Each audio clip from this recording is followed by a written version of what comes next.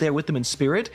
And now we get two loser minds together at the Weibo Souls Heart match. I've been excited for this one since the very first, the day that I found out the bracket and saw they were going to be working this. I was like, you know what? Weibo is a team that I want to watch, that I want to cast, that I want to see excel, because they are the dominant team in the region. They play the highest level in the region, and that is what gets me excited as a caster in the game. And they're also a roster that many people will be familiar with. This is actually a combination of last year's Bleed or Team Joel and the old Elevate rosters. So obviously you got Turdster, Reaps, and Hoven, who played with Team Joel and Bleed. They went nuclear last year, had phenomenal ups, and of course the unfortunate combination to that team was them all getting really badly sick at SI and bailing out of the tournament early. They had some imports at the time. Noodle and Leader have now gone back to Europe. Well, gone back various places, actually. And, of course, they got Speakeasy and Up-A to join them from that old Elevate roster. It's kind of like the APAC Super Team, or I should say the Asia Super Team at this stage. And, Weibo are looking in peak form. Obviously, best player in the league in Reaps. Everyone is expecting them to take charge and storm the region, likely be the champions of this playoff bracket. Yeah. And it's important to highlight all those things, because if Weibo then does not perform to that level, we know what standard to hold them to and say, you know what, Weibo, today was not good enough. You can do better. You should be doing better. And as for their opponents, taking down Weibo, if anyone is victorious, is a massive thing for that roster.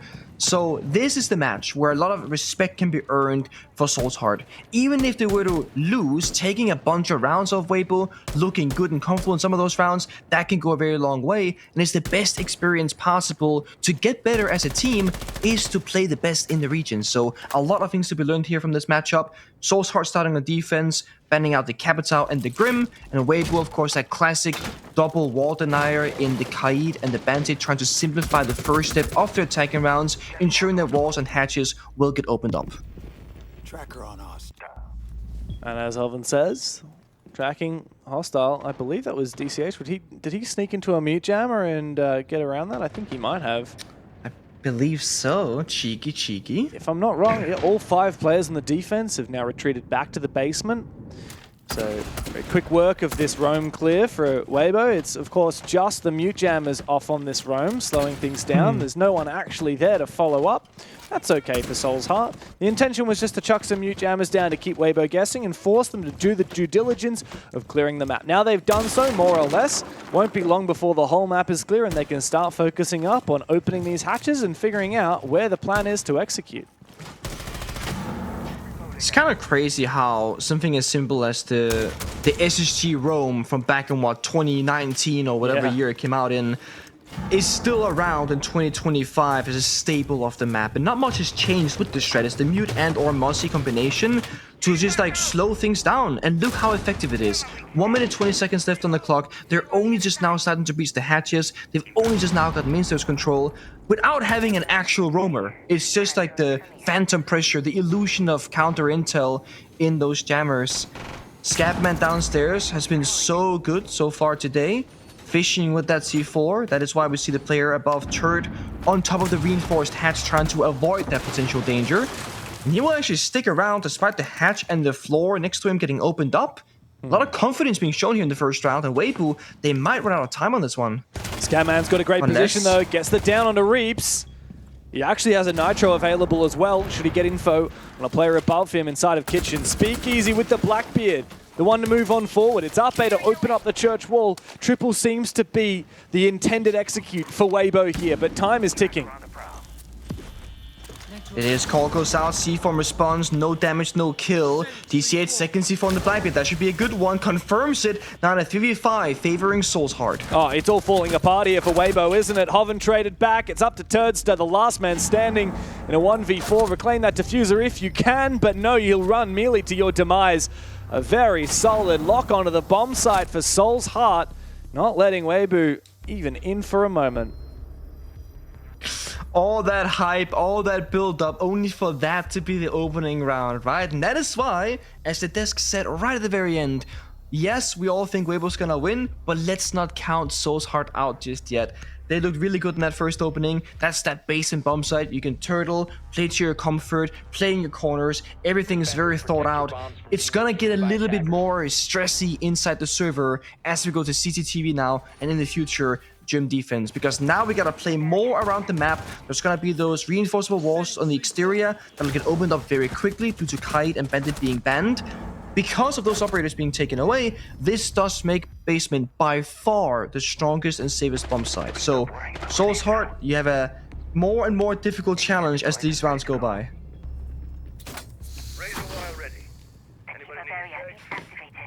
I'm excited for this game. Like you were saying, Weibo are the best in the region right now, so you want to see good quality siege from them. I want to see them tested. I want to see them having to play not just a mere BO1 where teams are, you know, taking it a little bit easy. Of course, placement in the regular stage doesn't have as much of an impact as your playoff games do. This is double elimination.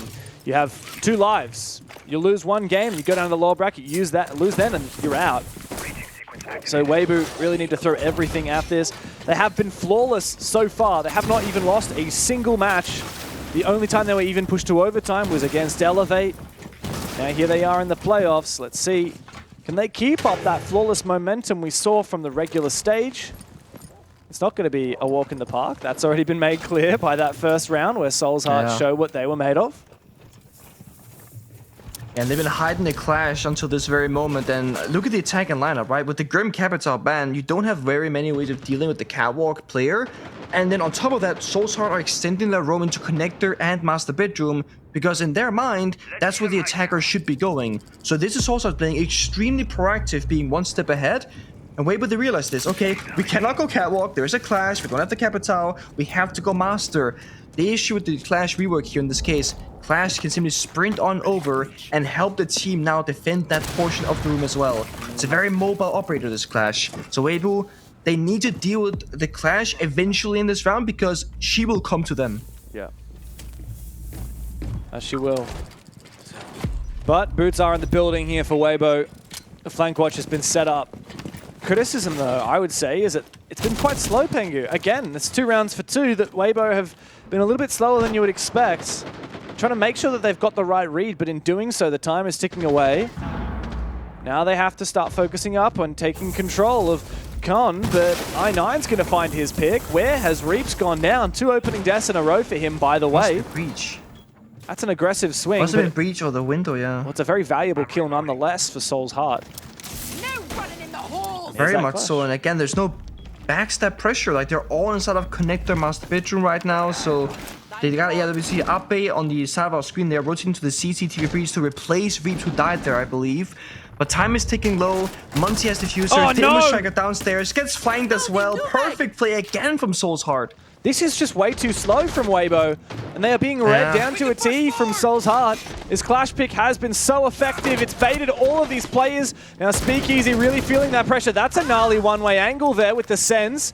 And finally, Turd is on the board, as are Weibo. However, it's a 2 versus 4, and the gas will lock them out. Speakeasy reloading that revolver here as he gets inside with the Monty. Can't find much though, and now choked out and tased into oblivion is Turdster. You can't find a second. Scatman looking in peak form here on the Clash. Whether it's the shield in hand or the SMG, Soul's Heart have the bomb site on lock. They really, really do. And if you were to, like, you know, blur out the team names and the player names, you might think that it was Weibo defending right now because they're playing such a good round of Rainbow Six Siege. Going CCTV with the Kite and Bandit Band, not having that open, and still winning so comfortably is a rare sight to see. And it just goes to show that, honestly, going for the Grim and Capital ban pretty much equalizes the playing field, making the attackers almost unable to go for an easy catwalk attack, hiding the Clash, the cherry on top, and then of course the opening pick, oh so important. But it does come back to what you've been talking about. Weibo are playing too slow in the server, and I think them being slow also makes them a lot more predictable because they're not really anywhere in the round. Scatman hiding once more here on the Clash. We used to call this corner back in my playing time in Pentity 2 for the Protex corner. That is a very, very that old is a name. very old name. Yeah, that is a Sisu name. The former, well, it was a roster before they became Ents, the Finnish roster. He would always hide in that corner with Castle way back in the day. And he would always lose people rounds. And that corner is still relevant all these years later. Just to put a stat to the name that we were talking before about how slow Weibo have been. The opening kills in these two first rounds have happened with 43 seconds left on the clock and 1 minute and 17 seconds left on the clock. You compare that to the Daystar Souls Heart game earlier, we had opening kills in the first minute and a half of the round. I'm counting 1, 2, 3, 4, 5, 6 times out of the 12 rounds that we played on Cafe. Far earlier than what we're seeing here. Daystar and Soul's Heart played a much faster brand of Siege than what we're seeing out of Weibo right now. And we need to see a little bit more pace out of them, especially as obviously we expect a lot out of them. This may not be their map pick, but we still expect that they can play Clubhouse just like anyone. First wall opened up there, the con single, the fire pipe being shot as well, just as a countermeasure for later in this round. Weibo, is this a faster look? I'm not entirely sure, because they're mostly on the roof of the building. Yes, they've done the hard breaching, but they're not really applying any pressure with it. Look at this. Mark can pretty much just fall back for free. We know that, of course, he does not have the outlines on. I hope not, at least. But there's no real challenge here from Weibo, right? They're letting him walk away with this, if he wants to. Yeah, he might actually find a kill, though. Never mind. Turdster does find it. And there you go. A kill in the first half of the round, thankfully, for Weibo. Really, that's kind of Mark's fault, though. As you said, he didn't retreat when he had the chance. He played a little bit too safe. And as a result, it's given Weibo, for the first time, numbers advantage. Now, can they convert this into a round victory? They're rotating around for that split pressure, Jacuzzi breach, but where there's a solo tagger, there's probably going to be a clash. You can swing, you can C4, does he hand? Oh, it gets shot midair. Great shot from Ape. Honestly, if I'm Scatman and Mr. Punch here, I'd be over-aggressing into that. I9's also found Turdster a bit of revenge for his fallen comrade. Looking for a bit more, but he's low HP, and now he needs to be extra careful. And unfortunately for Weibo, they are losing players. However, they might get the diffuser down as a result of it. It's time to open up this castle barricade and disable that diffuser, but it's not prepped. And as a result, Weibo are able to get that diffuser down. It's a bloodbath though on the side. Scatman needs to take these fights on the windows, doesn't have his shield with him. Mr. Punch might have found one, but he needs to support. Here comes that shield. He might be able to get a little bit of information. Support for Mr. Punch, but no. Mr. Punch goes down. The shield also goes down, and he's going to try and stick it here, but there's no way this works. Reeves will jump on in and take him down, and that's the first round on the board for Weibo. A little bit too close for comfort maybe, but that Selma in the postline was genius to open up the reinforced wall so that Clash couldn't hide behind the shield. It's really a hard one. I think it all comes down to one minor detail there for Soul's Heart, not prepping the castle barricade. What we mean when we say that is it takes, you know, the 8 punches to break the castle barricade, so you punch it, or 9 punches to break the barricade, so you punch it 8 times, so you punch it a single time in the middle of the round, it then shatters. If you don't prep it, you're gonna stand there, punch, punch, punch, punch. When the enemy's planting, you don't have those seconds of time to really do that work. And because of that, the player that was stuck in bathroom couldn't help the rest of his team, and that's why the attackers didn't get that mad advantage despite having a guy planting the entire time. So small things, but again, massive consequence. I was actually thinking, now what are the chances There's that... the Selma. Yeah, it was a nice Selma, wasn't it? I was actually thinking, you know, what are the chances that we see this game go to 3 as well? And then I was thinking, you know, Weibo really have not lived up to expectations in those first 2 rounds. Too slow, not very in sync, like different ideas, not enough conviction. And thankfully we saw a little bit better in that round just gone by. But I think this basement attack is going to be very telling, Pengu, because the basement is a tough nut to crack. And if we see Weibo once again stalling out, I think that might suggest that, yeah, we might be in for a bit of a tighter game than we expected. But if Weibo can really turn the tide here on this specific round, especially right after the clash and the Nomad ban, I think we might be on for a much more Weibo-sided game, which was what we expected coming into it. Yeah, I like the Clash pin for sure. And you can do that classic respect or fear, right? It's one of those. It was such a strong operator for Soul's Heart that it literally will get target banned out. Soul's Heart banning the Nomad, I'm not sure if that's in response of, okay, if they don't ban the Clash and we ban the Nomad, then at least Clash is now even stronger because Nomad is one of the few counters, or if they want to get rid of Nomad regardless of the Clash ban. Because when you think about it, Nomad on Clubhouse is not a very commonly played operator, or an operator that you think, oh yeah, it's highly impactful, it's played all the time. If anything, you play Nomad with the Capital on the Catwalk Rafters CCTV attack to then just keep knocking somebody on the rafters as they're burning to their death. Regardless of that, I do think this following 3 rounds will favor the attackers more. With the Clash being gone, it also enables the shield play. We see, of course, the Monty being played with the shield, Fuse with the AK. Clash is like the #1 shield counter in this game because that shocking that she does knocks the shield away and makes it unplayable to be a Blackbeard Monty or Blitz. So, should be better enough for Weibo.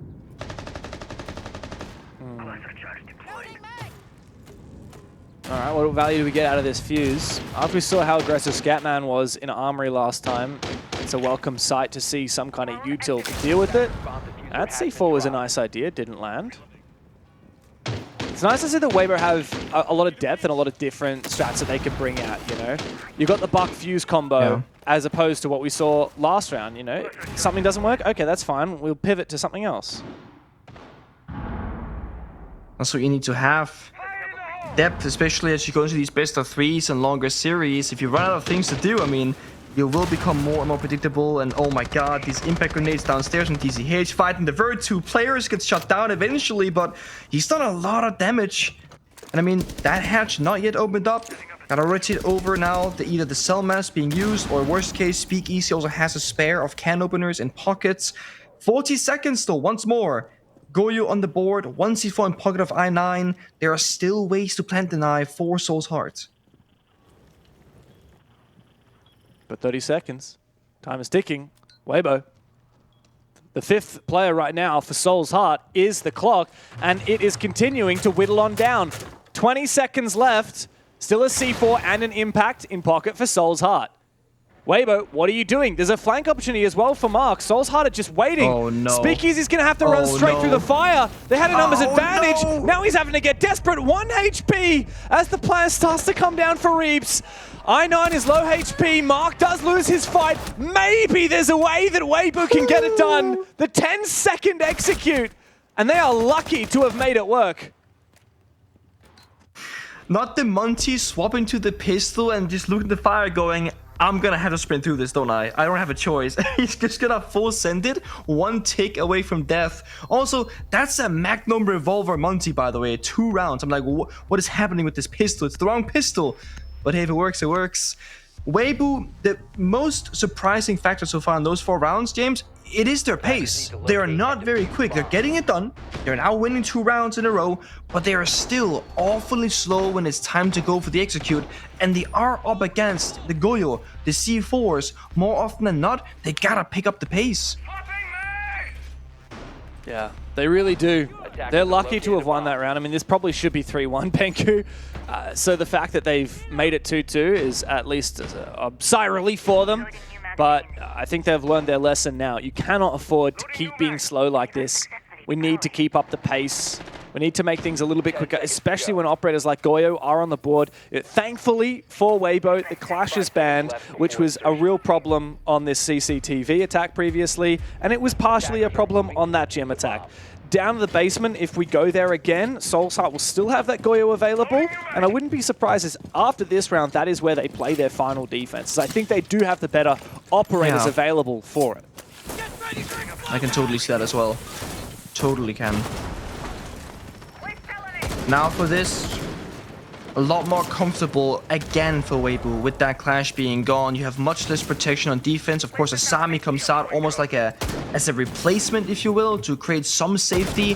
The Doc here to me is very interesting because Doc is normally an operator that you bring as a counter to a Capital, which you cannot play in this round as it's been banned out. But it does give you a secondary shotgun, a good ACOG scope, low recoil weapon. So the stims in case somebody survives a gunfight if you don't, fall to a headshot. But DCH both of these rounds so far is just in master bedroom, scouting for intel. And if Weibo aren't going to master, he will stick around. If they start opening up the walls and the windows, he will fall back towards that bomb site. But look at this. Ocean Shield on the main breach, Monty on the catwalk stairs. The only thing they need is to kill the player on the catwalk itself, the Asami. But while this is happening with the Monty, Scatman finds Abe on the breach once more, forcing other players of Weibo to rotate there and replace that body. Oh, Mark. Hold your horses, Mark. There's the nade. Speakeasy finishes it off with the revolver. Again with this revolver, Monty. Dialing back the clock to 2018, back when this gun was OP. Yep. I like the way that they use the nades and the Monty in tandem to clear rafters. I like the way that Weibo have actually changed their mind. Previously on CCTV, they attacked from the master side. Now they've said, look, we've got Monty available. Let's just go for rafters, especially without that clash. They've got a bit of depth, but of course, they were bloodied on that attack. The Monty is low HP. Scatman almost finds a cheeky one there onto the Osa outside the breach. Monty just tanked 20 damage walking through barbed wire. Now he's tanking a goo mine as well. He's not having a very good time. I mean, a few bullets, 1-2 ticks of toxic gas, a little bit of C4 damage. This guy will be going down. We see 3 people outside the breach, only Monty and catwalk. I feel like another player has to be Garage here to replace the planter in case he dies, because they're going for a ladder flank late in the round. Oh, it's worked. This could honestly work out perfectly. DACH is going to win this for sure. No. He's going to be able to run outside the breach. Find my one. God. Surely he can flank the Montaigne as well, as the Lion and the Osa together try and hunt down DCH. Hoven gets the kill. Coming up from Secret. Does trade out the situation for Weibo, but it's not looking too hot. Keep in mind, the Monty is still low HP. Does Mr. Punch have any gas to keep him at bay? Scatman has jumped out. He knows his position is free here. He can cover the angle, but not if he overpeaks like that. It forces it down to just Reaps. In a 1v2, Mr. Punch takes his head clean off. It's Scatman's Legion Mine that finished off the Monty after all that. Oh, no. And Weibo are once again struggling on these attacks. It's honestly a genius play to jump out the window, because essentially what he's doing is, I'm not sure he knew the Monty was injured when it happened, but he's stopping the Monty and he's walking in and going for a default plant, and that red text saying enemy detected outside is applying so much mental pressure. Hey, what's going on? He did that play at the same time as Doc flanked up the ladder. So Legion pushed to the bomb site, Doc went up the ladder, and instead of taking down just the Monty and Carrot rafters, the Doc goes outside the garage door and kills a person on the breach. You know, the guy with full HP, with a proper automatic rifle, not the 1 health Monty. It's a genius mini play that wins Soul's Heart the round. And I was talking about it when it happened. I really wanted to see one more attacker on the catwalk rafters together with the Monty. Because if Monty dies while trying to plant, Diffuser is lost inside the bomb site. That's obviously not what happened. Monty got injured on the catwalk rafters in complete safety, and nobody could go for a revive because they're all outside the building on the balcony itself.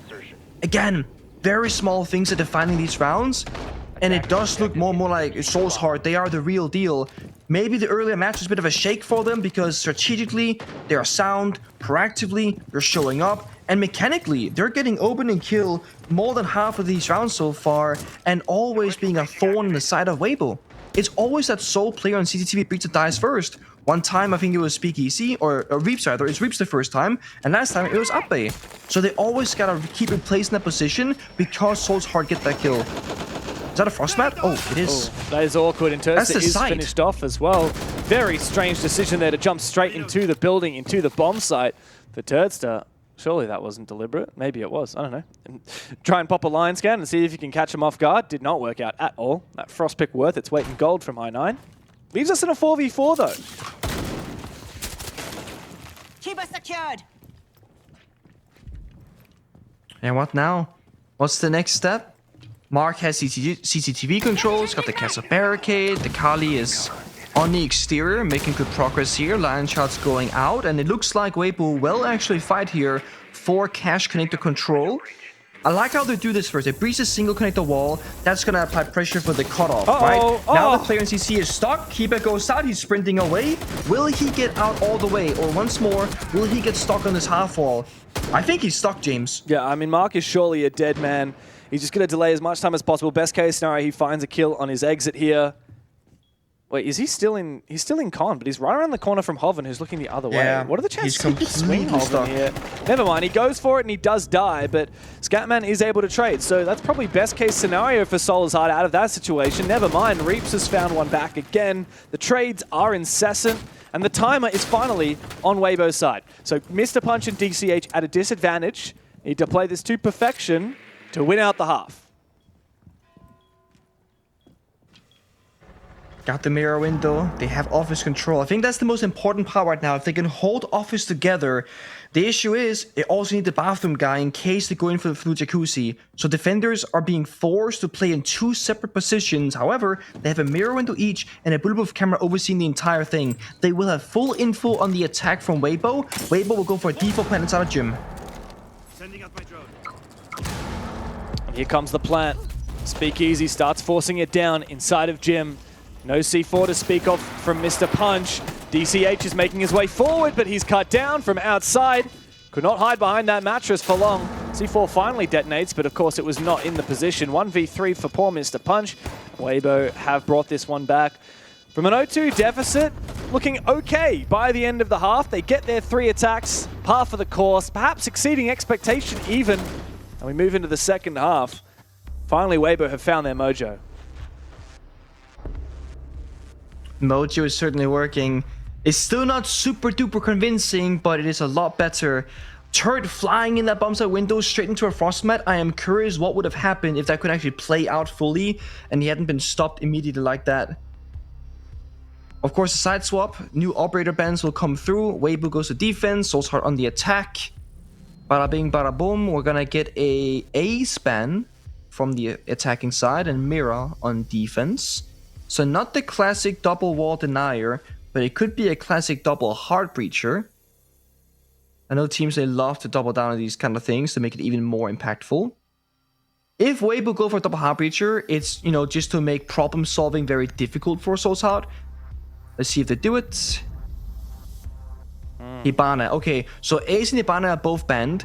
Bandit is left open. It's a Mira Kaid ban. So we can see Bandit 2-brow on like Germ and CCTV defenses. We can see them go basement, but they cannot Kaid the hatches. This, to me, feels like Germ and basement will be the 2 strongest bomb sites. Maybe CCTV if you're a very comfortable Bandit tricking team. Not everyone is liking that. It's kind of like playing Monty, like maybe before the Shield meta, like 2 years ago or so. Not every team was a Monty team. That very much is still true for Bandit. Not every team has a good pro-efficient Bandit trigger. Not every team thinks it's as valuable as other teams might do. But I do think it's a very different dynamic now when you have like Capital Grim open, but you also have Bandit on defense. So it's a very different setup here in the second half.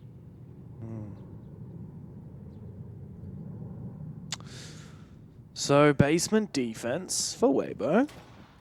And Soul's Heart are going to have to figure out how to deal with that clash. I'm not so sure if they have seen it in the prep phase, because you look at the repicks that are coming through and none of it is Zephyr or any direct clash counter. Attackers are moving out to My locate a bomb. question is, like, what are you going to do with the clash on the basement? Because it's quite hard to play a clash on the basement in my mind, because pretty much everywhere you could possibly play, you're going to be exposed to a crossfire. Like, if you want to play AKs, you've got to worry about blue and dirt. If you want to play in church, you've got to worry about blue and church.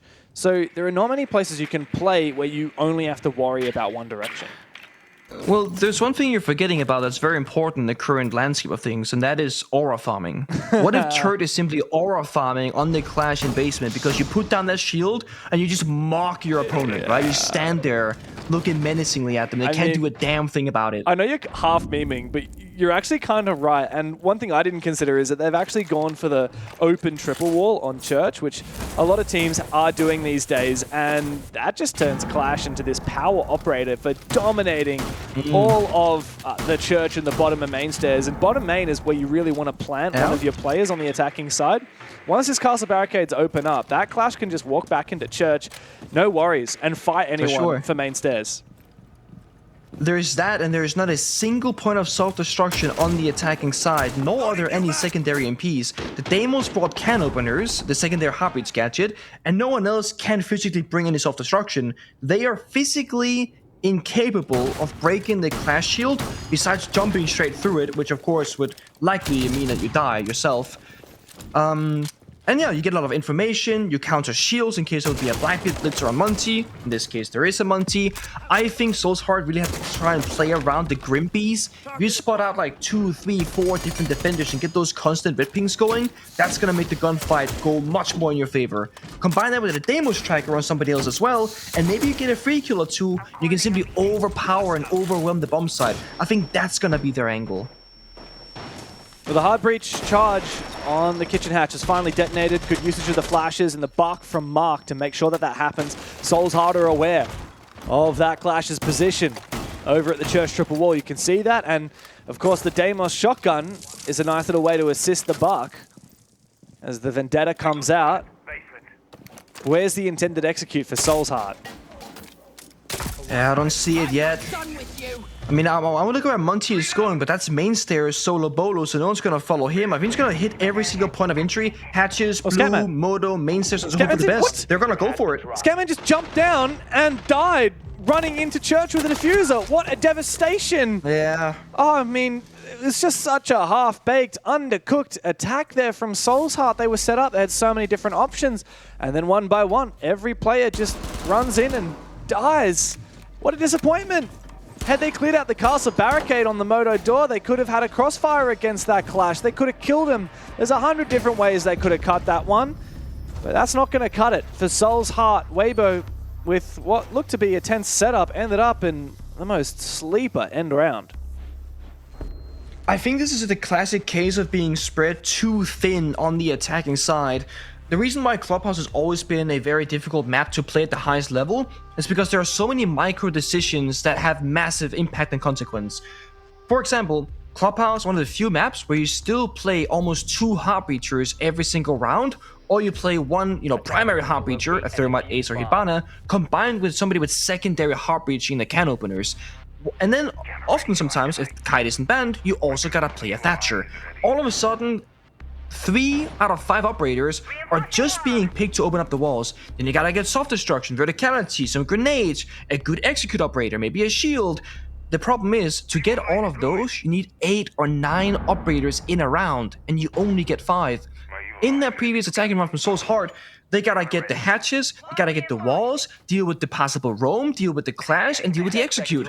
They simply didn't have all the right tools available because they spread themselves way too thin, and instead of being good at one particular thing, they were kind of like pretty bad at everything because they didn't have enough of one. And therefore, the only real execute there is just running through a door and hope for the best because they didn't have a proper way to deal with things. Yeah, it's a bad time to let Weibo overtake here. Obviously, Soul's Heart's map pick. Next up, Night Heaven Labs. We can only assume that's going to be a very good one for Weibo, considering that they have hidden it, as the guys on the desk said. They've hidden it for the whole stage. It's been their lowest priority map. They banned it a lot. Now, on Clubhouse, Soul's Heart rest their hopes on their attack half after losing the first round, and they're going to keep having to deal with this clash, aren't they? I can just feel it. I also think what you can do is, of course, play the clash a couple of rounds in the beginning, force the enemy to go for the operator ban, but you didn't really have any intention of truly playing it, right? You're playing it to try and force an operator ban so you can play the quote-unquote real strat. Because otherwise, you gotta play the real strat first, the best strat that you have available, then they target ban that element, and now you're stuck on the second strat, which is the clash maybe. That could also be a way to play it here. This could be a forced clash simply for the sake of targeting that after the 3 rounds played operator ban. We'll have to wait and see. It is working though. And look at the attack and lineup. Nomad, Clash, Capital, all of these are built around countering the Clash operator. Of course they do other things as well, but that is often why you go for these ops in this particular instance. Yeah, it's a shield I don't see often as well. I love the layers of this defense here for Weibo. Often you'd see the Clash try and retreat through Logi and play that position, but no, instead Turds is holding onto it with a shield. And if that shield gets taken down, maybe Speakeasy can rotate back over with the Clash. Maybe he can forfeit it. If Turds starts getting flashed or smoked, he's the perfect operator to deal with that on the Warden. There's a lot of depth and a lot of different layers to peel off in this defense, and that's kind of the current meta of Siege, right? You need every round, whether it's attack or defense, to be like an onion. It's got to have layers. You need redundancy. You need versatility. That's the current meta of Siege. Here comes the Zoe. 49 seconds, a stunt going out, turret falling early, not exactly sure from where, if that was the hatch. It was the hatch, so he's hiding in Protex, Oh, I this think, is actually. good. This is actually a good way to play it here for the DCH. fire. Speakeasy is going to take a hell of a lot of damage. Very low HP thanks to the Capitão's fire. Maybe this is the way that Solskjaer can unlock the round. He wants to chuck down the shield, but losing the fight is Scatman to Uppe. He needed to win that. Speakeasy with the SMG finds his, and the round is flipped again. It's a good position to be for Uppe. He's got that bullet hose, and he can just run them all down. Reeves to finish off DCH. It's up to I9 again, once again manifesting his name. It's just only I9, and Uppe will spray him down to another round, and that marks a 2-round lead here for Weibo. Weibo's experience there as a team, the synergy, I mean, they covered each other so beautifully. You have a Maestro stuck in bathroom watching the breach. While that happens, an attacker comes in through gym to push him as well. Speakeasy has the cover. They get 2 kills, losing 0 defenders because they have each other's backs. They had a pre-placed C4 for the office drop where Capitão killed Turret early in the round. They had so many small different things saying, if they go office, we have this. If they go gym, we have that. If they go breach, then Maestro's gonna cover it.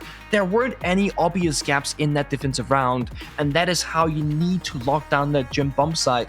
Solskjaer will call their tactical timeout because it's time to figure out how to make these attacking rounds work in their favor. They've gone 2 rounds, they've lost them both, it was a very tight ship, and now Weibo, they're doing that thing with they're just kind of slowly slipping away, and it doesn't feel like there is that much you can do about it.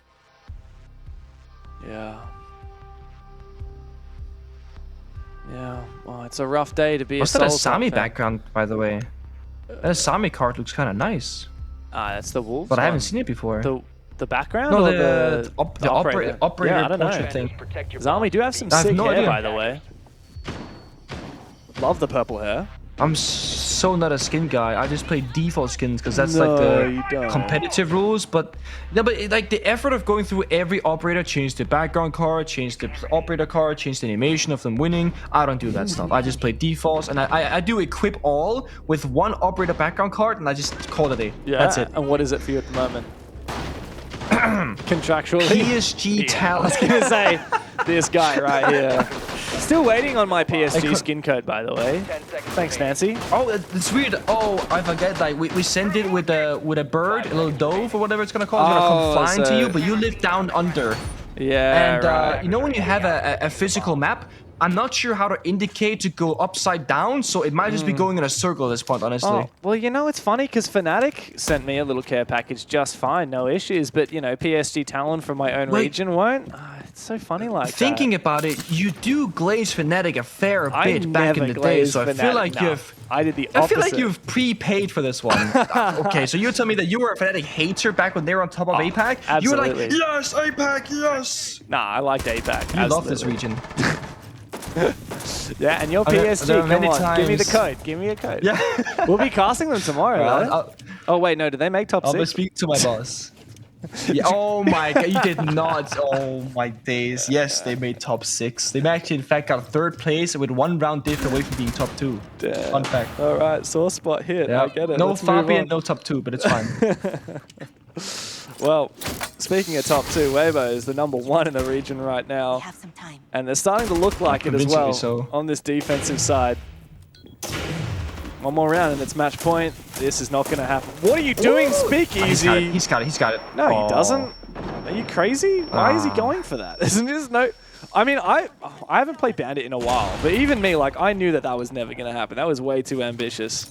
It's like the smoke shotgun. You have to believe in it. If you have enough faith, you would bandit trick the wall there. I was like, I had faith. You go for the You did not thermite have charge. faith. If he went for the exothermic, absolutely he wins that. Yeah. Well, I don't disagree with you. Now, we've seen this before, but last time when Weibo were attacking, they didn't have Capitão. Solskjaer, they very much have a Capitão. I mean, this should be an absolutely miserable round for Turret because once they approach Garage, if they want to go for it, they got Nomad, they got Monty, they got Capitão, and they got 4 flashbangs. They should be unplayable once they approach this mark. Oh! Hoven, how is this guy alive, How do you by the live? way? Flashbangs start coming out. They got to catch him from the window Smoke. outside of the breach. That is the last gas babe going on out. Marcus very low HP. The support comes in from Uppe, and it's Drops, exactly wow. what Weibo needed. Now with both Ape and Hovinen downstairs, I was going to say it should be a pretty solid lock on Garage, but not if DCH goes and does that. Mr. Punch, though, has gone down. Turd eventually gets traded, and his position is now taken over by the attack. It's I9 on the rafters with that Montaigne. Numbers advantage for Soul's Heart in the 3v2. They've just got to shape up for a plant. There is a C4 available for Speakeasy. Yeah. That's what they've got to keep in mind here. As I9 goes to this plant, he's already lost a little bit of HP. Time is of the essence. Doesn't have diffuser. It's ticking away. Oh, DCH gets it perfectly. It's up to Reese now to try and deny the plant vertically, but he doesn't seemingly have info. A couple of red pings coming on out. It's not going to be time for it. DCH, though, does fall, and he goes downstairs. Is there info here on the plant? Very close, but not going to be the case. Now it's a 1v2 for Reese. Best player in Southeast Asia, and he doesn't hesitate. He sprints straight up the stairs, looking for this Monty and looking for Scatman. The man with the rifle's the most dangerous one, but he's going to have a trouble time trying to 1v1 the Monty, even if he finds his first kill. And he does! Is there a 1v1 against the Monty? Doesn't have any goo mines left. If he did, this would be a done deal. Can he go pick one up? Can he double bait the Monty? It's I9. The clutch up against Reeps, but Reeps is going to stick it! Reeps is going to stick it! Reeps has just stuck it! I9 couldn't get it done! And the best player in the region clutches for Weibo! It is absolutely unwinnable. A guy downstairs, a Muncie 1v1 post, and no Gumans in pocket. Had to reload both the shotgun and the primary. Just full sense it. Sprints up the stairs, jumps the rotate, gets down to the 1v1. Muncie unextends, goes for the wall bang, shoots 2 bullets, James, 2 bullets, and then walks away. He put Reeps to 1 health as well. Had he shot a 3rd bullet, that's the round. Had he punched the wall first, like a melee punch, he could see the guy. Reeps played that as good as he possibly could. And he did everything right. I feel like Monty could have done a little bit more, but I gotta say, Reeps going that fast up the stairs bought him enough time for that play to actually work. Beautiful stuff. To locate and defuse bombs.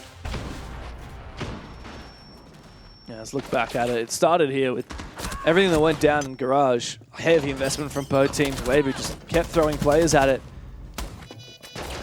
I couldn't believe this, though. 1v3, found DCH downstairs. That's not too much of a surprise, but the fact that he beat Scatman here and then duked out I9. I mean, I9's so scared. The fear that must be put into his boots. Shaken. Unreal. Well, just like that, 3 match points for Weibo. 5 seconds left before Got the turret on the Scopos now, extending that roam. Deimos ban, Clash ban. They got the yellow ping formation though. This strip roam right here is actually an iteration of what TSM did when they won SI against Empire in the Grand Finals. They were playing basement defense.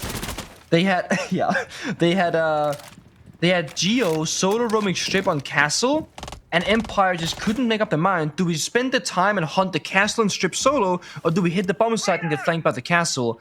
This is like the more modern iteration of that same strat, where you play a Scopus in this position, because if they come for you, you can always teleport back down towards the bomb site, and even if they don't come for you, you can either go for a flank or still TP down to even the numbers. So this is a much safer version of that play, and it's still pretty new. I wouldn't say it's all that common. If Soulsheart haven't experienced this enough already, they might not have a right clue of what to do about it. We see Turd leaving right now, forcing out the first Dokkaebi call. This right here is already good value. Hold on. Now, they're gonna walk in, of course, and they're gonna take down the shell. Had they not done that, he could TP back down again. Or back up. Yeah, I mean, I like it, but also pretty well dealt with by Soul's Heart. The thing is now, there's a player who's stuck in kitchen, and guess what? It's Reeps. Now, the thing is, he's got this kitchen hatch open, he can actually retreat back out later if he feels like he's under a little bit too much of a pump. But he's really feeling his aim right now. No. He's going to take Mark's head off. Even if he falls back now, he's been worth his weight in gold. Ape is supporting him as well from here on the main stairs. It's going to be a kill for him. And it's for free. Is anyone ready to support him? Another one! What? Mr. Punch is pants down. 2v5 now for Soul's Heart. It's the end of the line on Clubhouse. Weibo are looking untouchable. Oh, On their how? defensive side, there is nothing to be done by Soul's Heart. Utter desperation as I9 goes all the way down. He's caught on camera. Surely someone has called that out to the player on the main stairs. He's found Turdstar. He is going to get flanked in the crossfire. Speakeasy finishes him off. A C4, actually a lot of damage dealt to Scatman there. Turds is a little bit confused. Where did you come from, he says. Guess what, Pengu? We still have 2 roamers. Up A on the top floor, and Reap still in kitchen. Oh my god. Oh, it's over. So over for Scatman here. Lucky if you can find 1 kill. There's the one. But guess what? Reaps is hungry for more. Looking for lucky number 13. He's going to get on his boost, and it's impossible to duck into kitchen underneath that keeper barrier now. 20 seconds left. Scatman, it's over. It is done. You may as well lay down arms and surrender, because Nighthaven Labs is coming up in a brief moment. Hoven is the final nail in the coffin, and it's a dominating second half here for Weibo. A 7-3 victory on club, doing away with Souls Out without breaking a sweat. You know what? They got us in the first half. I was thinking there, Soul's Heart, they're gonna take us all the way to an overtime potentially. But ever since that side swap, it's flawless for Weibo. And they looked at the real deal again. Maybe a slow start, you know, getting into things. I'm not entirely sure. But now we're gonna see the real deal, the top of the region right now, because they are here to play. First 2 rounds didn't look like Weibo at all, but they certainly showed up in the second half. 1-0 up in the series, and just a few moments away from potentially locking in an upper bracket semi-final. We'll be back for map number 2 after this.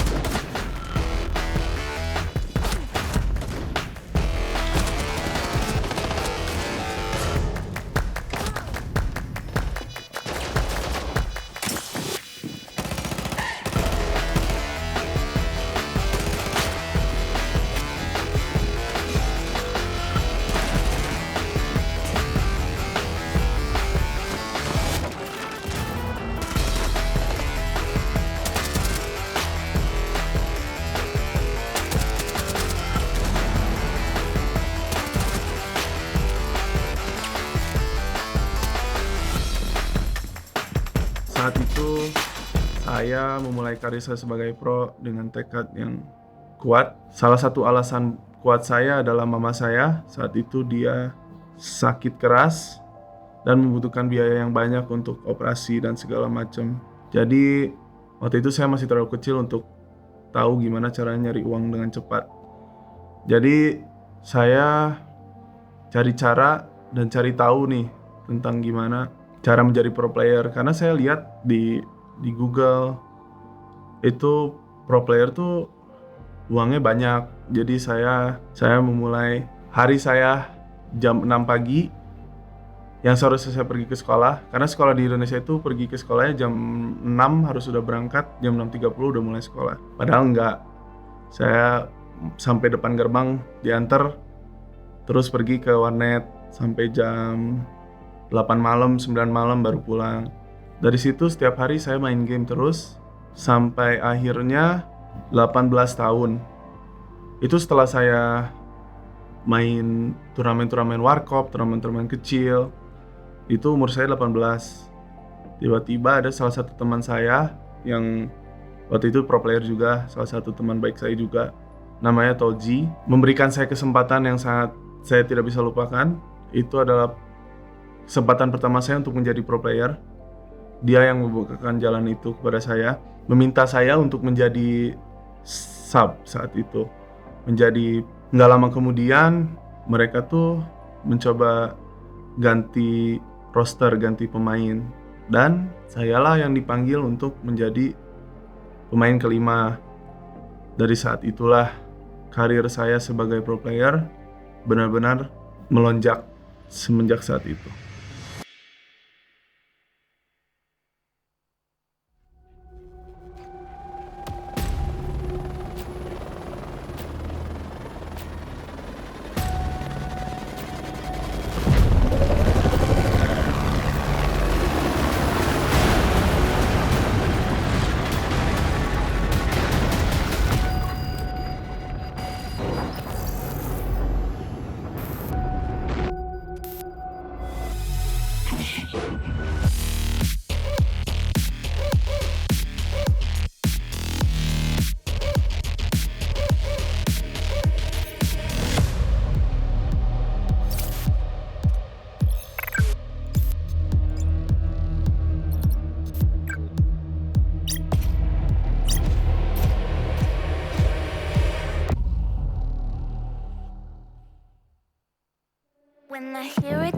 up like that.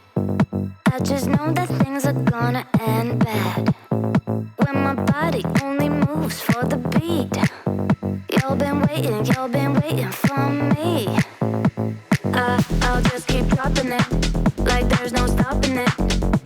Then walk with it, la la la la la. I'll just keep dropping it, like there's no stopping it.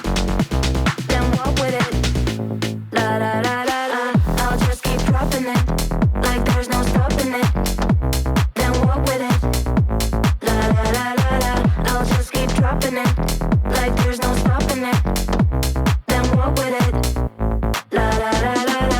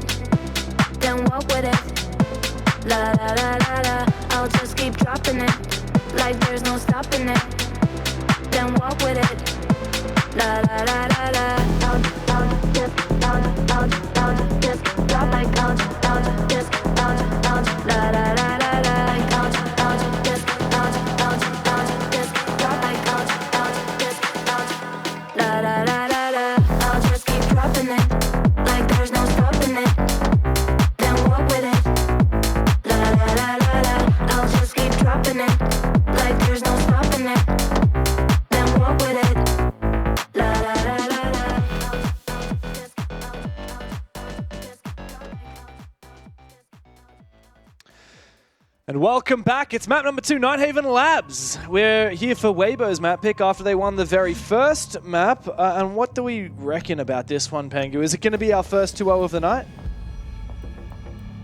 I reckon it will be.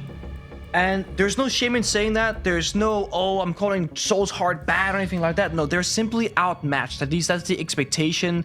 And after seeing the entirety of Clubhouse, it has painted us the picture that it should be a 2-0. The question is, how many rounds can Soul's Heart take on the board? And also, how good can they look doing so? Well, as we get into the bans, it's the Buck taken out, restricting a bit of verticality. Double electronic ban as well, curiously, for the defensive side. So it's going to be a little bit easier to go for those hard breaches. Can we watch Weibo's Gaming's player cams again? Is that possible? This is a call for production. Hello.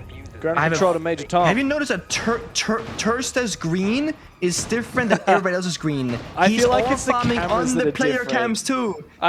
He's aura farming on cam. I mean, look, no, it's got to be the cameras, because look at Hover. Oh, who is that? Speakeasy, sitting next to Turdstar. See how different that green looks in Turdstar's camera compared to Speakeasy's camera? I'm not having it. My own camera is blocking Speakeasy's point of view. I can only see Turd's color. Thank you, production. I'm just saying, this guy is actually on a mission, but you know what? The thing is, Tursta tries too hard. That's why it doesn't work. Reaps so effortless. That's where the real aura is, because he got that 1v3 clutch against the Muncie in the post plant. He was like the main guy, the main character. Yeah, he was. Well, I expect to see a lot more from Weibo. We already had a good start in the first map. I have high hopes for these guys. Very, very high hopes for this roster. And they need to start proving it. We saw it a bit there on Club. A 2-0 here would certainly be a big statement. Soul's Heart, of course, had to fight tooth and nail to get here. That was a very long game against Daystar earlier today. But Weibo, they've got a couple teams that they're going to have to deal with in this bracket. We haven't even seen Team Orchid play as of yet, thank you, in the playoffs. That's true. I'm actually very curious to see those as well. Like, I love watching teams like for the first time properly, because I've seen some teams in this region play, but I haven't seen Orchid actually at all. So a little bit indecisive there from Scatman for a second. I like the bug bin here a lot, but I just want to touch upon that briefly. This is a very vertical-oriented map with doing vertical downstairs. Of course, you can now still bring the Deimos if you wanted to, but then the mute jammers, they kind of counter that operator, whereas bug doesn't have a real counter. You just gotta maintain that map control. Soulsheart, they're sitting nice and tight. They got Asami, they got the Clash, they got the mute jammers. Weibo has to make all the first moves, and it's not going to be all that simple. Yeah, especially when you're nading your own team's drones. They were trying to nade out that mute jammer. Unfortunately, naded the drone as well. Clash is going to slow things down. No doubt about it. That's Scatman. I9's doing a decent job. I think he's been impact tricking the breach on the wall of top rafters. Meanwhile, Mr. Punch is holding off the Blackbeard here at top blue with the smoke. Reloaded! Just a waiting game right now for the toxic gas to dissipate. But here comes the Clash, which means Blackbeard's gotta get out of there. You see this? Yep. Back it up, back up. That's the guard break right there. You can't do a damn thing about it. He should have been dead, but there's a lack of follow-up because Hoven's downstairs going for the flank. Yeah, and guess what? Good pick. It's the Capitao, the perfect operator to keep Scatman at bay. The fire forces him back, activates his own guard break. Meanwhile, a big opener for Reeves, and Turnster comes in from behind. Wow, what a rug pull from Weibo. It's a flawless round to kick off Nighthaven Labs. That was very much a Unu reverse card situation because it looked so good for Soulsheart until that first kill happened bottom Aqua stairs, and then they just didn't stop going. And they found kill after kill, as you said perfectly. The Capitao came up the staircase, the fire came through, forcing Clash even further back, then Turst gets the kill in the backstab. Way too easy looking there for Weibo, and that's the thing about Nighthaven Labs and Clubhouse. I always feel like if you're really good at attacking, those two maps will always tend to be very attacker favored. But if you're up against a team who isn't all that good at attacking, you can make them look very defender favored. Yeah. Now, across the board, at the highest level of play, I would say regardless of what the situation is, Nighthaven Labs will probably favor the attackers. There's so much you can do in this map. Verticality, strong operators that are being enabled, like the Capitao Squid, the Grim, the Deimos, the Shields, the Ying, the Glass. Like, you have so much freedom of creativity. Soulsheart have to show us what they did in the first half of Clubhouse. Proactivity, where they have a solution for various problems in a round. What if the Blackbeard goes here? What if they play the Ying? What if they have the Glass? I want to see them have a backup plan for all of those different scenarios, so they don't have to figure that out on the fly, because that's difficult. It is.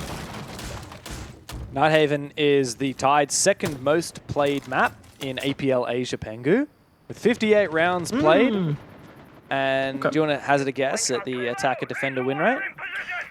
I'm gonna go 58 attack favor. 38 attack favor. So it's actually quite heavily defensive favored. Okay. Actually, the now you gotta most do this justice. the most defender-favored map in the pool, by the way, in this region. Okay, I need you to look at NA, EU, or Brazil and do a stack comparison as well, because this is selling me very short. All right, which one do you want? NA, EU, or Brazil? I'll do EU. I want... You're EU, right? Okay, you do EU. I guess you do EU, yeah. EU boy, right here. And you want to guess for EU? Let's see how bad this is. I'm still going to say 58. I'm going to stick by 51. that. Ah, okay. 51. I'll take a 51. All I'm hearing is a whole load of L's from this has-been world champion over here. 55 for an NA. 55 for NA. Okay. So Brazil getting is 58 closer. then, surely. Come on, Brazil. Yeah, Let's see. From Brazil's South, got it. They got my South back always. America. Always 40. got my back. 40% attack. Oh, no. I'm They sorry, never mate. have my back. I think you need to move back to casting the North America League, Pengu, from what I'm hearing. Somebody said if I've got like quadruple citizenship now because I've done EU and then NA and various parts of APAC. Yeah, I mean, well, next thing you're going to be casting Brazil. They do own us in Rainbow Six. Mark is going to take down Reaps. There's a big player to take down. Okay, so a little bit of re-aggression here from Soulsheart.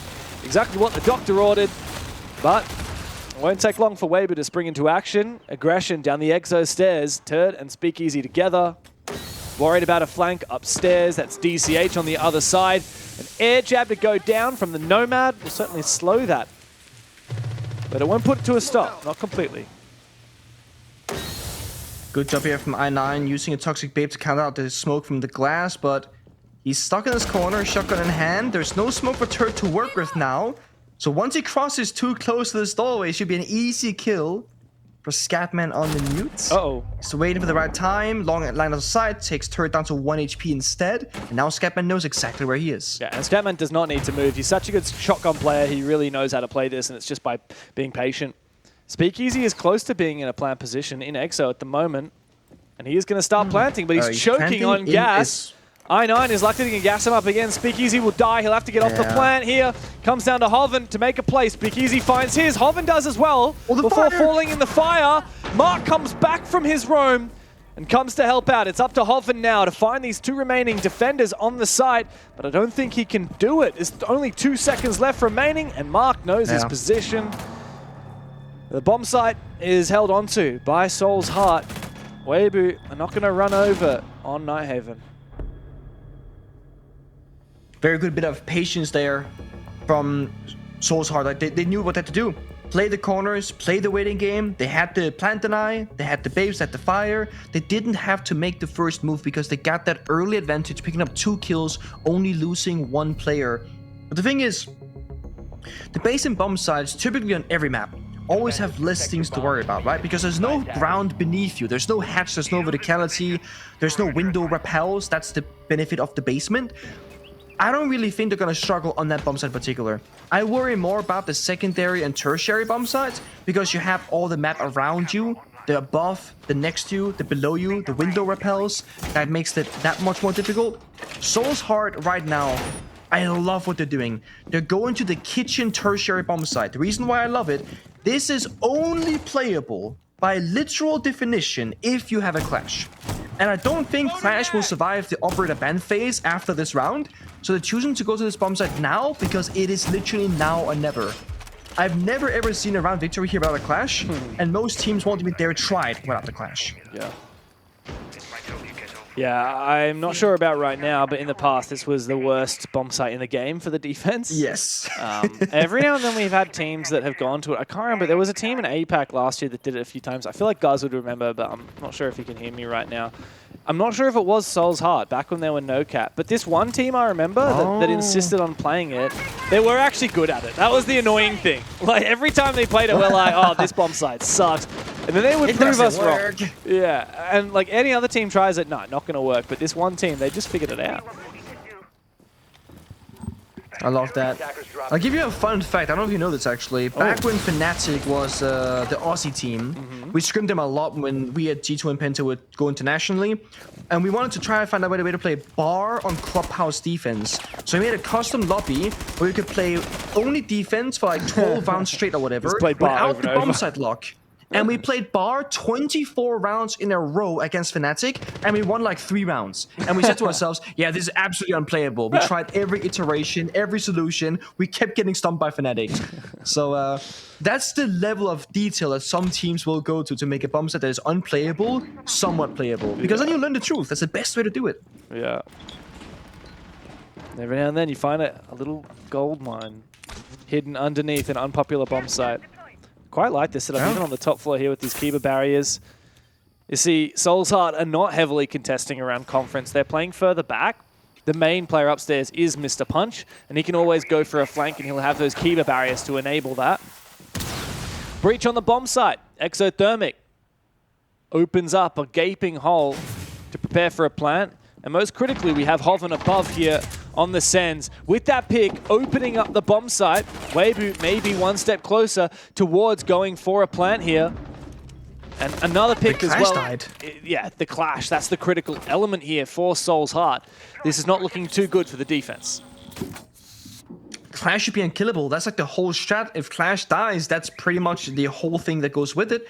They got the Sense, they got the Capital, they have 2-player advantage, they can go for a backstab. Weibo has the best case scenario on an already weak bomb site. Reap swing, sees the player, is gonna go elsewhere. It's about utilizing manpower perhaps, get the Senses down, get the Capital smoke, and hit that bomb site. So they picked up the diffuser. The problem is the timer is ticking down significantly. This is very clutchable here for Soul's Heart. If Mr. Punch plays his timing right, he might be able to get back into the fight.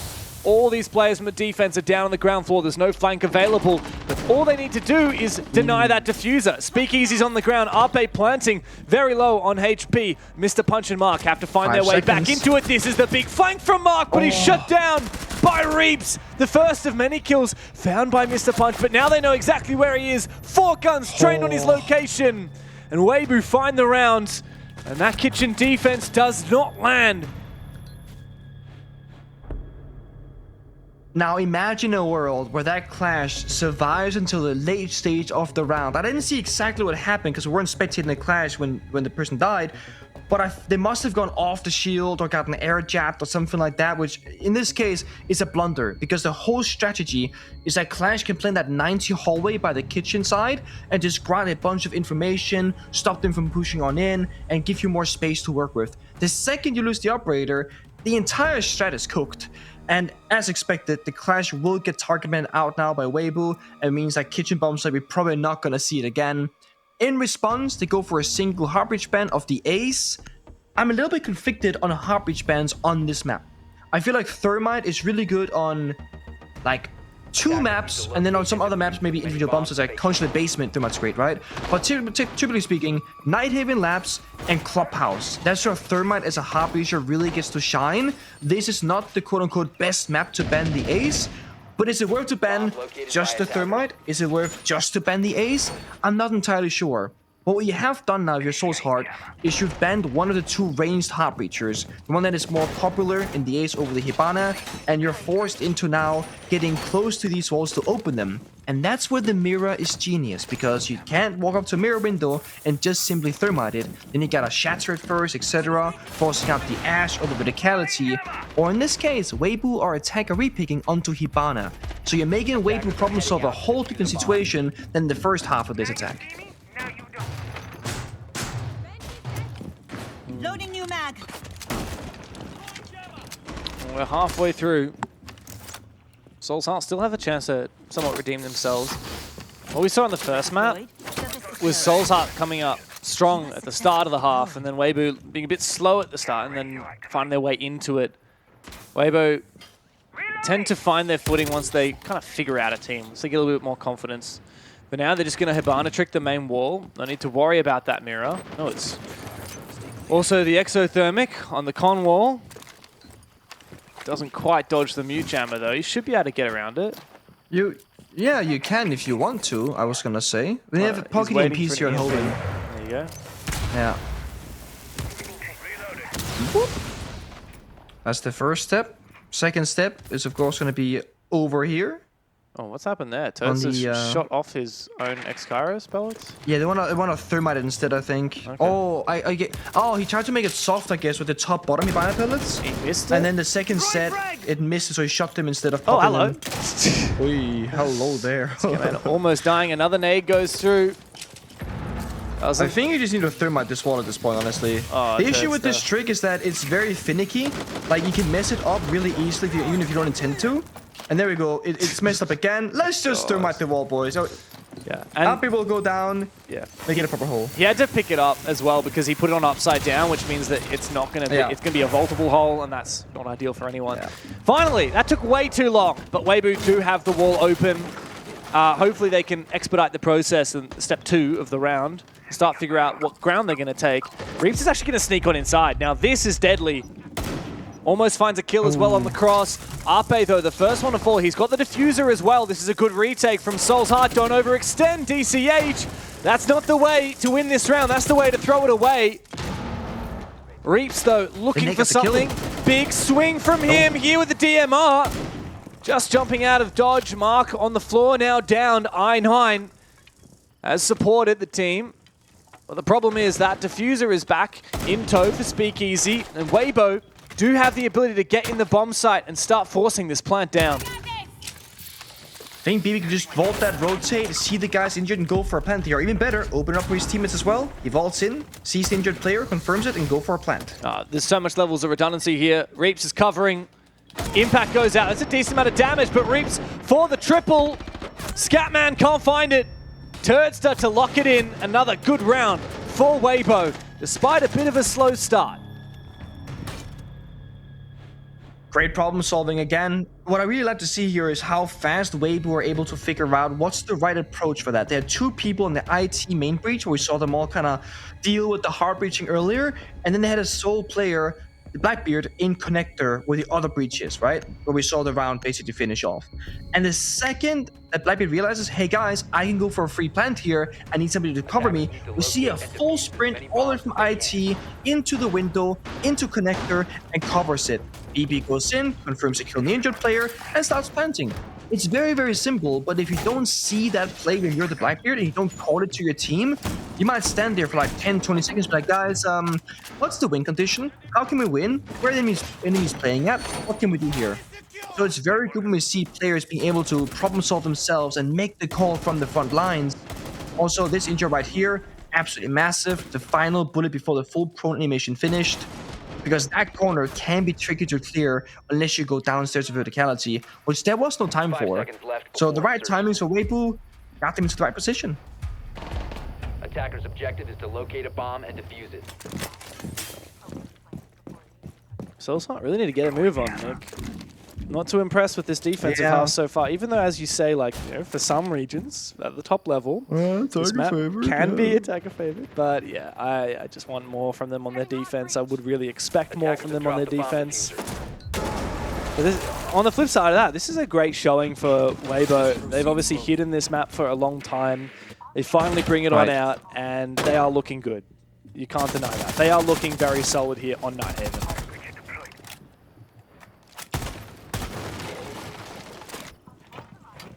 Okay, I'll be going for a drone. Speakeasy inside of a kitchen doing quick work with the roam clear. The benefit of course, having that Monty available. And it doubles down on the Clash ban again. A, Clash is a really good operator for Souls Heart, they like playing it. But B, with Clash being banned, you can play Shields a lot more successfully. Sadly, the Boogie drone gets shot before it gets to the soft floor. So, bit of a wasted drone, except it does give you information that somebody's playing by bottom aqua stairs. What can they do about it? Hard destruction towards this soda staircase or exo staircase. Once you can walk on down if he wants to, but right now just playing very passive because they are very quick in this round. They don't have to speedrun this just yet. They can take their time and make sure that nobody dies. Here comes the Ram though, and that's going to make it much less safe for Mark to play here. Yeah. He'll fall back deeper into Exo. There's another Ram goes on out. Exo is going to be a real hell to play. I9's actually gotten really aggressive down at the breach. If Weibo aren't careful late round, he could punish them. But for now, their attentions are really focused up on Mark. It's an easy kill for Reaps. It's just one of many steps for Weibo. There are still players on the top floor, by the way, for Soul's Heart. We need them to have an impact here. They're really not being felt right now. And I'm pretty confident that Hoven actually has this flank pretty much locked down.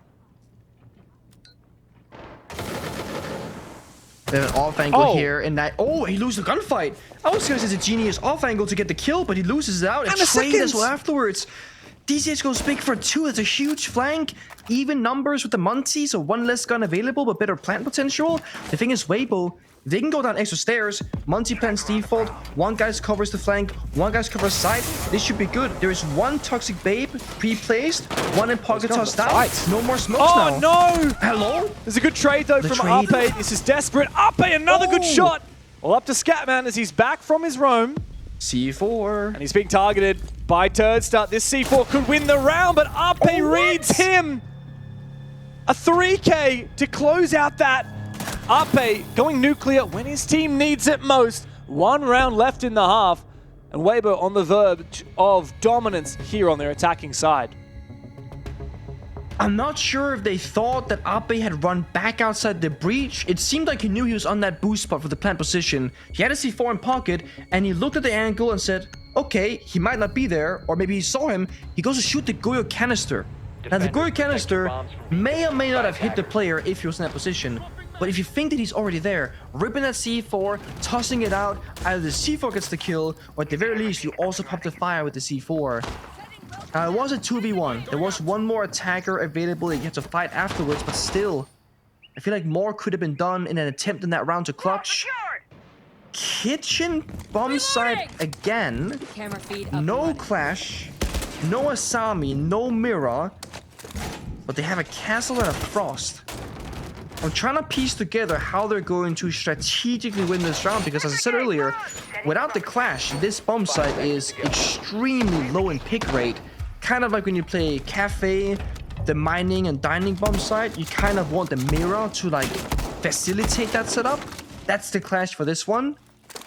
And they don't got it.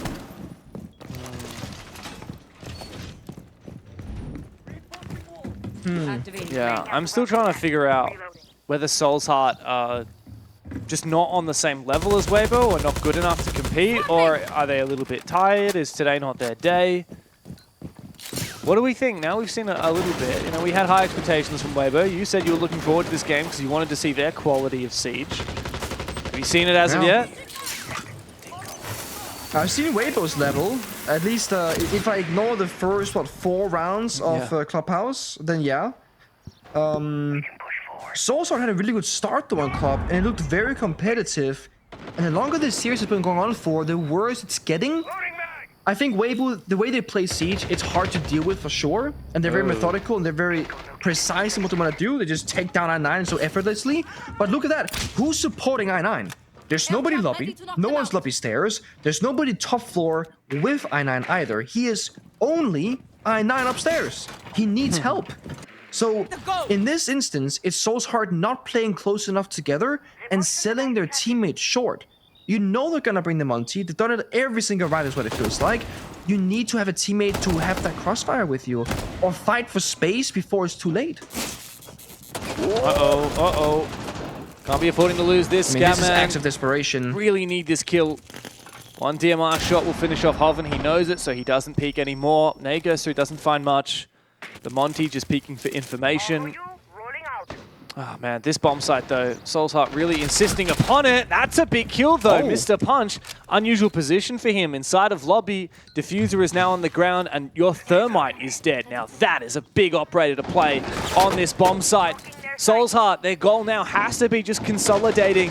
Weibo have to be funneled in through these doorways onto the site because that hard breach has been eliminated. Of course, the ace was banned too. They really need to read this well because there's no universe where Weibo should be winning this round. And yet, maybe it will happen anyway. Flashbang, they get the kill, they can plant. They might have this one. This looks good. And it does. Plant is slowly but surely being forced down. Mark will find one. Good cover from Reaps. He's traded on back again. All up to DCH. He's got 2 to find. Reaps on the floor. He doesn't know where Hoven is. Thinks he's outside. Finally, Reaps is finished. But guess what? Speakeasy on the Monty here can just hold on to this position. DCH certainly needs to reload his primary. Be careful. The Runegate actually might finish off Speakeasy. He's going to walk into it. He doesn't know. Oh no! DCH lets him through, but now he can't go back through again. Oh no, it's HP. I don't get what's happening right now. He's gone back through it again. DCH, he's not able to win it. Oh my god. Speakeasy to find the final kill with the Monty. A game of duped back and forth, and Weibo dominate 5-1 on that half. I can't believe what I just witnessed with the Arunigi interaction. Now, granted, we can't see the exact health number, so I wasn't sure if he would get injured by the gate or not. He walked towards the gate unknowingly, and then because the defender is chasing him, when the defender gets near the gate, it will open up, and exactly. So he walks through it. Defender goes, "Aha! I see the play. I'm gonna leave the Monty stock outside." Monty, in either desperation or by being smart and checking his health bar, walked through the gate and then became like 1 or 2 HP. So he tanked the gate and got the kill at the end. Wow. If there had been like 1 more HP of damage done onto that Monty, that would have been the clutch play right there. Like lock him out of the side. That would have been so insane. I've never seen that. Never seen it before. Wow. Well, 5-1 is where we land after that first half. And yeah, it is quite a dominant start for Weibo, but it's not done yet. And now they have to go onto their defensive side. But they've elected to ban quite a combination. I remember someone talking about not banning isolated Thermite or isolated Ace, but rather going for both. Weibo have gone for both. That they have. I like this. Because now you're forced onto either Maverick, Hibana, or can openers. And when that happens, with Hibana, you're spending a lot of hard breach to get a very small opening. Hibana is designed for hatches, not walls. Or you gotta do that Hibana trick that we saw Turd try and do, where you do the top middle, bottom middle, kind of like a Maverick, and the wall becomes soft. That's the most efficient way to play Hibana. But again, it's very tricky to get right. Pro players mess it up all the time. It's difficult. I don't even bother trying myself. Or you play Maverick, which we all know is also very tricky, because you gotta do the line, they're gonna see for you, peek the holes, all these things. I like that Hoven and Weibo here, they're bringing out the Bandit. They're trying to force the Maverick and make it the most complicated version to open up the walls to stop Soul's Heart in the very first step of the round, getting the walls opened up. Because they need to get the walls opened up. There's no two ways about it. Loading new mag. Yeah. On the flip side, I mean, Soul's Good mirror Heart band, band. Yeah. The mirror band, the clash band, it does change how Weibo are able to set up these sites quite significantly. I like the clash ban. I think you just got to do it. Weibo like their clash. I don't want to be versing them. I mean, especially not with that clash available. Let's see how the Maverick comes out, though. I'm a little bit surprised. I feel like the Hibana trick is much more on meta right now. DCH is making a hell of a lot of noise here. There's a tiny angle. Surely he finds this kill. I back him in. Surely. Hoven, come on, watch out. He's right there. He's right. This is an angle and a half. Oh, there he is. Oh! That is some siege. Patience. That is some siege right there. Like, if you're new to Rainbow Six and you die to something like that, that's when you just like throw your controller against the wall. You uninstall instantly. Everyone's had a moment like that. First and last time. Yeah. It's true. Oh, We've all man. had our own encounters of you got sieged. Yeah, that And is. that's the beauty of the game. Like, it is absolutely the beauty because this can't happen in other games. No. Oh, Very unique destruction. he got the drone. Don't worry, chat. He got the drone. Did he? I thought I9's drone He survived. didn't get the that. drone. No, he didn't get the drone. You're lying to our audience got it. now. I see, Pengu. I try to make them not feel bad because that hurts, man. It Also, does. I haven't really noticed this. Reeves is 13-3. Oh. I haven't paid attention to that at all. I haven't been paying attention to the fact that Mr. Punch is in the bloody bomb site, They're by the in. way. He does Ooh. get taken down, but traded back again. Here's a re-aggression from Turdster. Taken low, but not out of the game just yet. Really, it comes down to him and Speakeasy to bring this one back. Soul's Heart erupted onto the bomb site very early, very unexpectedly, and got their advantage from that. Now it's all up to Speakeasy. Ooh. Shut down.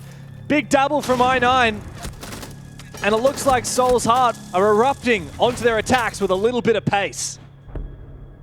Do I smell a Tegra favorite Night Haven Labs? Well, I sure do, James. Really good aggression there from Soul's Heart, understanding the gaps, the weaknesses, and just again, showing up individually in the gunfights. That's what we need to see from them. Yeah. Get that confidence back. It's only 3 rounds, the difference between these two teams. Soul's Heart could very much do Attackers need it. to locate and defuse Keeping bombs. unpredictable. I mean, Weibo was definitely surprised to see Soul's Heart just jumping straight into the site.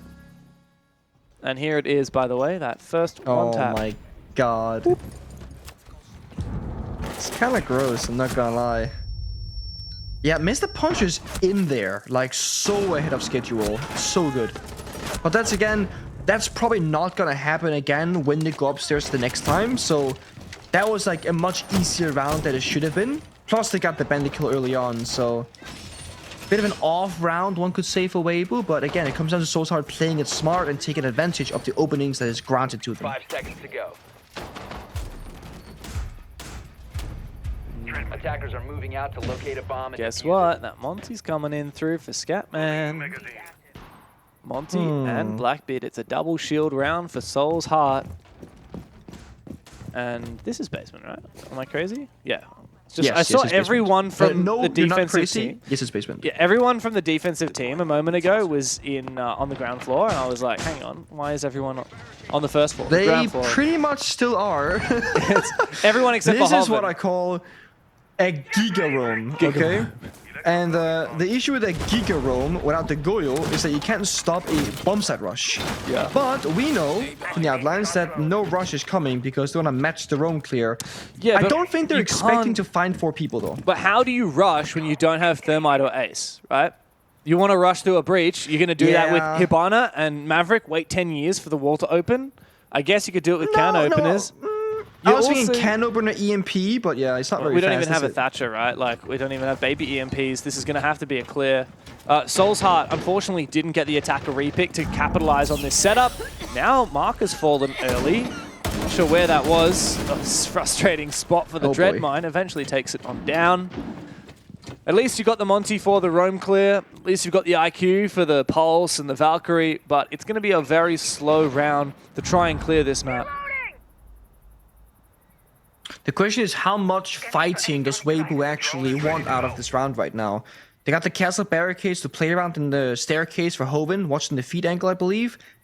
Once the castle barricades break or, you know, too much pressure gets applied, I think it's just fall down. Ooh, fallback time. Right now they're using these cheeky angles for some free damage with the slug shotgun. Oh, okay. Or a kill. That's the benefit of the slug shotty as well. The destruction on it is so good. You mince through walls and create new line of sights at a glance, and it's going to suffer for DCH. Weibo looking solid. Scatman drops down. There's a player just around the corner from him as well. Hoven survives. Oh, he's as good as dead. No, this is not looking too hot. There's the shots needed for I9 to find Hoven, and a second one for I9. Read to perfection onto Turdster, and maybe, just maybe, this round is winnable for the attack of Soul's Heart. After all, as the Thai roster start to mount their attack, the Blackbeard's making his way downstairs, and the Monty is looking to get in plant position. Ape going for a flank. Could this be the secret ingredient for Weibo? Could this be what they need? Ape going for a huge flank. Reaps is just waiting in the smoke as Speakeasy's taking a bit of damage, but I9 is watching and he's reading it. All up to Speakeasy now. The plant going down. I9! What a round from him! And a well-earned sigh of relief for Soul's Heart. Great shots by I9, but I will say this, there were really good people there watching the flanks for him as well. There was 2 separate attackers who were in the grave, flicking 4 different cameras around the map, saying, hey, flank in this hallway, hey, flanking you here, hey, he's over there. So he's of course doing all the work, but that's Soul's Heart playing together. The very reason why they were falling apart when they were defending is now being fixed. I9 was playing on that kitchen defense, completely alone, nobody helping him, and he dies. You go to attack, of course it's a different game, now you got drones and the entire situation's flipped upside down, but I9 has people around him either with information, communication, or support that can enable him to thrive in those rounds. He gets what looked like every single kill, a 3 or a 4K, and the team is thriving. Weibo needs to now try and match that coordination, match that teamwork. They got 2 opening picks, and then they put themselves in weak positions, and they lose individual battles. When the first guy flanks and gets shot down immediately, the first thing in my brain is, oh, they got a flank cam, because they knew I was coming. Yet they send the second guy to go for that same similar flank and sprint into another guy, the same guy actually, I9, holding his flank as well. So again, very small things going the wrong way for Weibo, but I hope they, recognize and realize what they gotta fix to not get into that position again.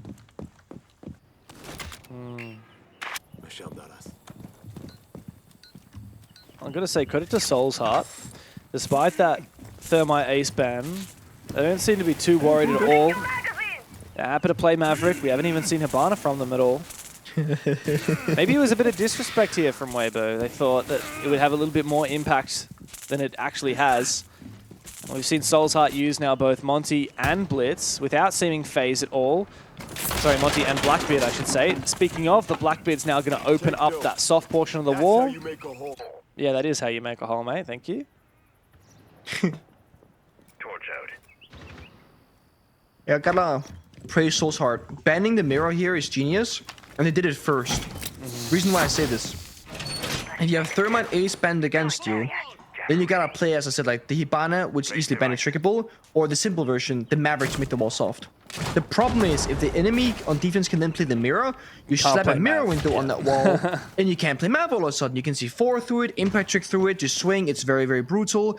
So Soul's Heart either just wanted mirror gone, or they were ready or expecting something like this to happen, and now they're getting massively rewarded because attacks are playable. And shout out to Scapman, playing a great flexible character here, being the Maverick, doing a great job, not dying early, playing it very safe, and allowing his team to actually play the game by opening up those walls. Good progress here. They're inside a connector, they're looking at meeting, they got IT breach open. The big question is, that first gunfight, where will it happen? Hoban downstairs, the bandit spent the bandit batteries, now has a C4 to counter He could double. either a Heartbreach or a Maverick. He could double. He could double this. He could double. But he's not two even gonna players right try above for him. it. C4 comes out, it's blind. Oh, Now- does get it down, but he's Ranger. not going to know about it. This is a very aggressive play. Hello, Reaps. He's just peeked all the way through Con. He's looking for something here, but meanwhile, Soul's Heart have found the picks that they needed, most critically against Speakeasy, who's the perfect operator for it. Hoven overextends on his flank and falls. Oh, what a shot from Turd. Should have died there to miss a punch. But now he can survive, continue this flank through Con, continue wreaking havoc. Is Turster and Reaps to hold on in the 2v4, now down to a 2v2, but Soul's Heart do have that diffuser planted. Thanks to Scatman. Almost another shot there for Reaps. On his 15th kill, he has been terrorizing Soul's Heart. But DCH is in the perfect position. Reaps is swinging him, DCH gets the better one. Now it's all up to Turdster, 16 bullets in the mag, Scatman to punish him. Soul's Heart are running it back. They've closed the distance. And just maybe they've got what it takes to make Nighthaven a real battle. Absolutely they do. They 100% have what it takes. I think it's time for Weibo to stop going for flanks because they have flank drones everywhere. They're never getting flanked. They keep getting free kill after free kill. The Bandit C4 only getting the injure, not the kill confirm. Again, a lot of small things not going the side of Weibo, but you cannot rely on small things to make or break the difference. If you're the best team in the region, you should be winning in the bigger picture, not the small details. Blackbeard Band goes out, very big counter of course, that set of grenades, I9 doing so much work on that operator, and then Kaid Band on the other side to make breaching just a little bit easier. Surprised it's actually the Kaid Band and not the Bandit, because Kaid can just get EMP'd, whereas Bandit, you need to like literally deal with him with a Maverick or with verticality, but regardless, Weibo will call their tactical timeout because they gotta lock this in now before they tie the score 5-5. Yeah. If there's any time to jump straight on this, it's right now. You can only assume it's Mentalist who's in the ears of the team right now. I saw him tweet a little while ago. Obviously he made a transition last year from a player into a backseat position, coaching the team.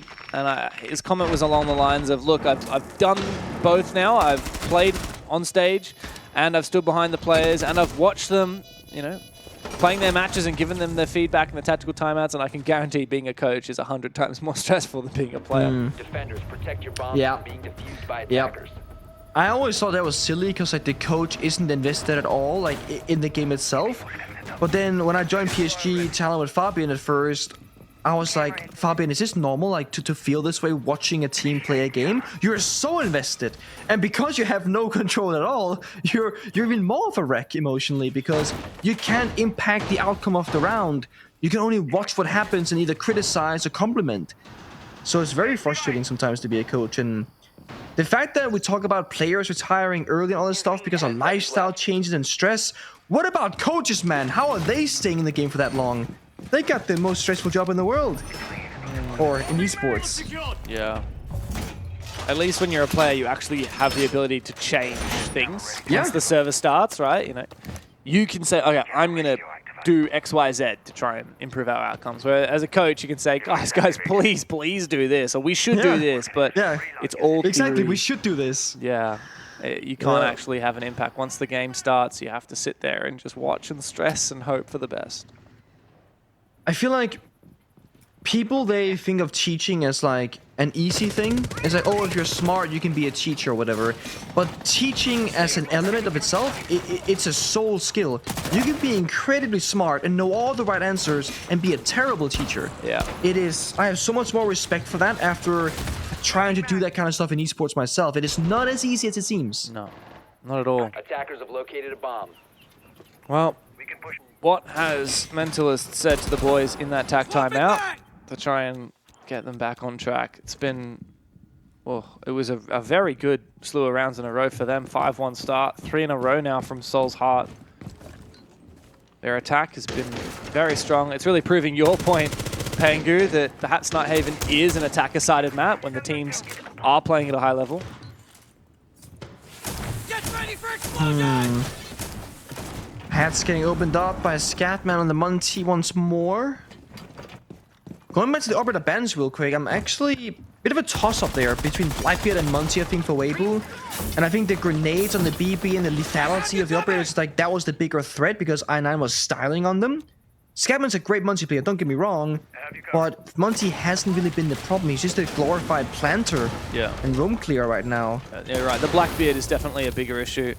But I9, I mean, he's still got a rifle in his hands. Hello, Reaps. That's 15k Reaps right there, and he's taken down by guess who? It's I9, who's now broken double digits. Soul's Heart on the verge of tying the scoreline despite Weibo's tactical timeout. 50 seconds left. Toxic Babe in the pocket of Homing gets tossed on out. They're spending so many resources simply stopping the Monty from pushing, but Monty's inevitable. He will push through when that toxic gas expires, and the issue is all this verticality that's being done next to Hoven, he might not have a safe retreat, so he's gonna re-aggress forward, look for a possible flank. This might be a good play actually, because right now all attackers are alive, no one's watching cameras. Oh, there's a player, right, Spot him for a brief second, but I think it's too late here for Weibo. The plan is going down from Scatman. I9 has finally caught Weibo. Hoven, I should say.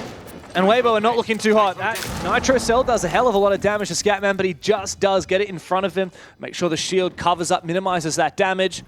3v5 on the retake attempt, and they're jumping upstairs. Ape completely caught. Speakeasy tries to get on that diffuser, almost kills the Monty. He's so damn close, he just can't find the head. Soul's Heart have run it back, and we're at 5-5 from 5-1 down. They've brought it even, and at 2 rounds from pushing us the distance to Lair. 10 rounds played, 1 round won on defense, 4 rounds straight for Soul's Heart to tie us up to get to this point. And it's crazy because most of these attacker rounds, it's not even close. Soul's Heart are consistently running away with this. Whether it's the roam clear, whether it's the mid round, the adaptation that comes with it, or the plant attempt. I mean, to summarize that last round, they burned a C4, a Goya canister, 2 toxic babes on a Monty that's standing still just looking at them, just for Monty to walk into garage, drop down the hatch, and then plant right next to 2 or 3 different defenders. And there's no answer. The only thing Weibo tried to do last round was Hogan on smoke flanking from cargo stairs. And while he's flanking, he sees a player going down exo stairs, misses that kill unfortunately, and 2 seconds later, the bomb is planted. Weibo are not really sure what's happening right now, whether it's like lack of information or sound or communication, I'm not entirely sure. But they gotta change something up right now. This is not working. Soul's Heart, they're so good in the Monty, they're so good in the Maverick, and guess what? It's one guy playing both. It's Scatman. This guy is bringing the most amount of value strategically for this team every single attacking round so far. My oh my.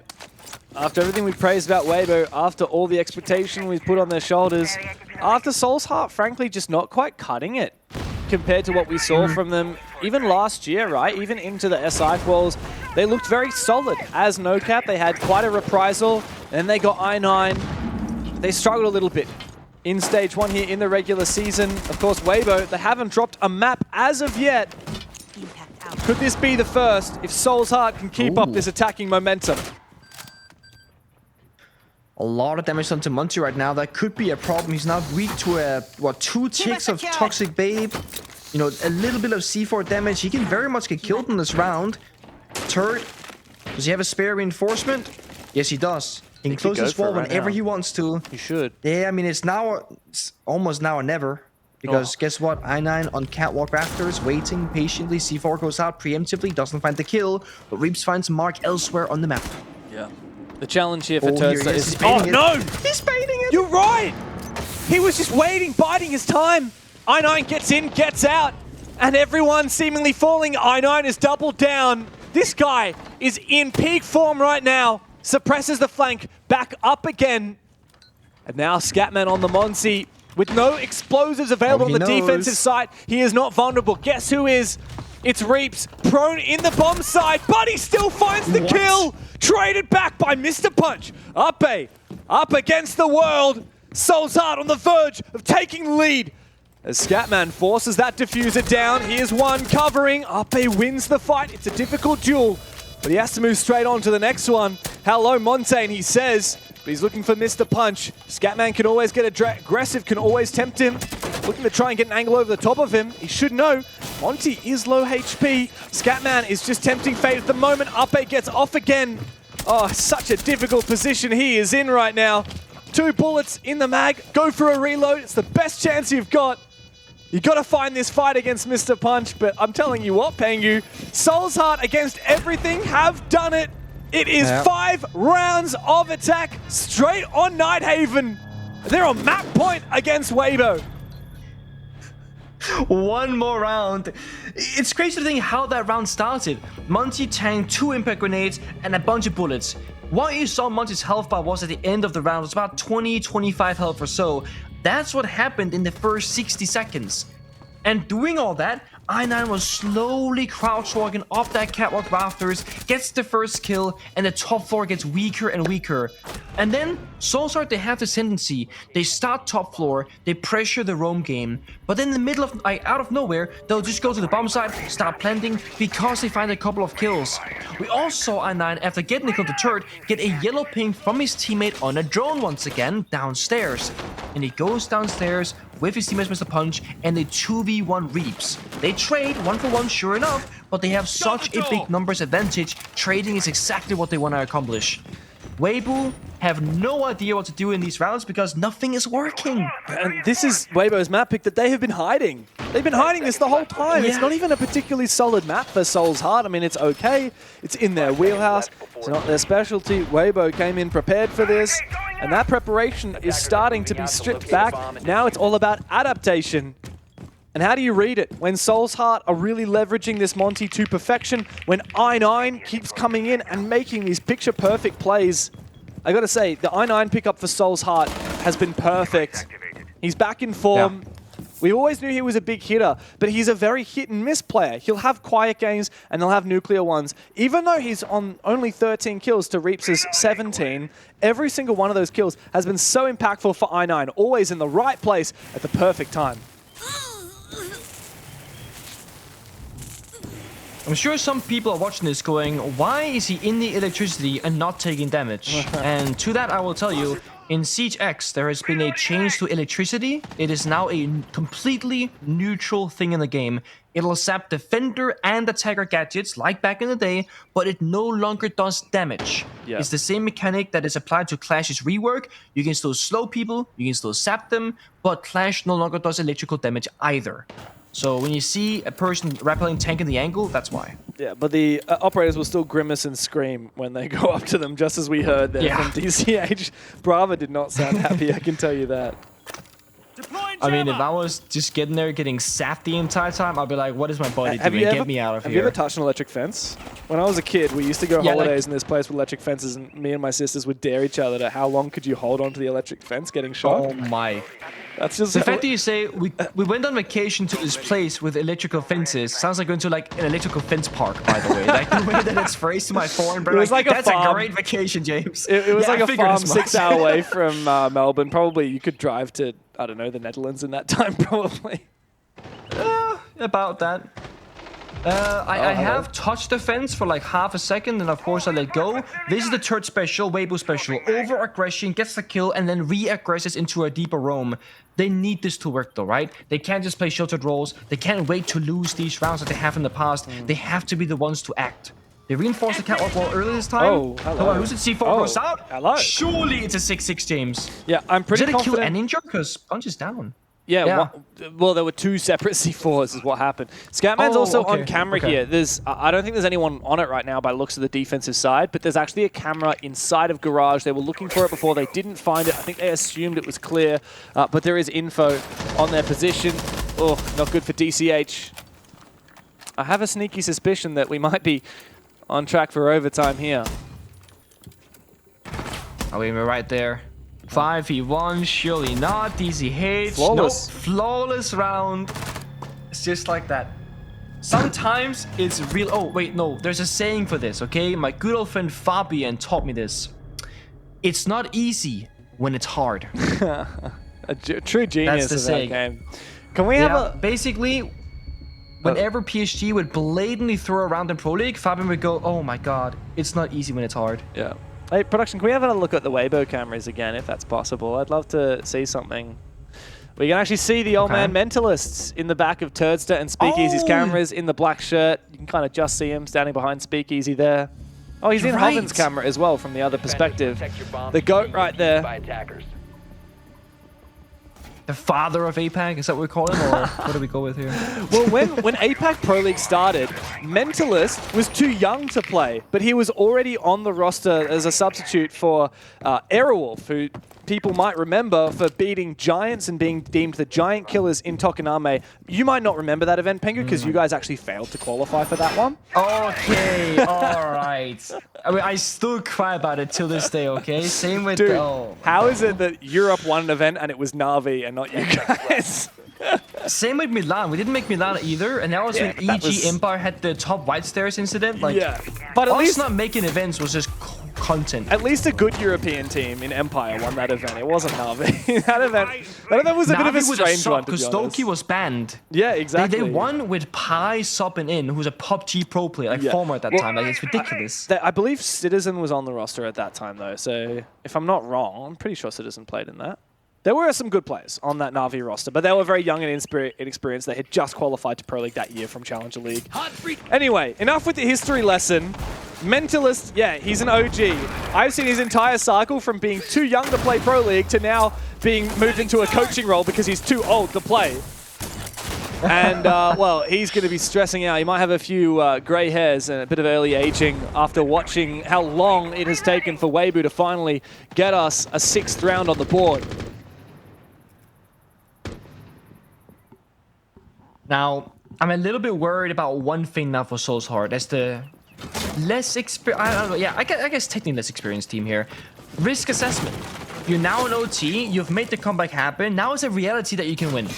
And it's obviously been like that since last round of 2.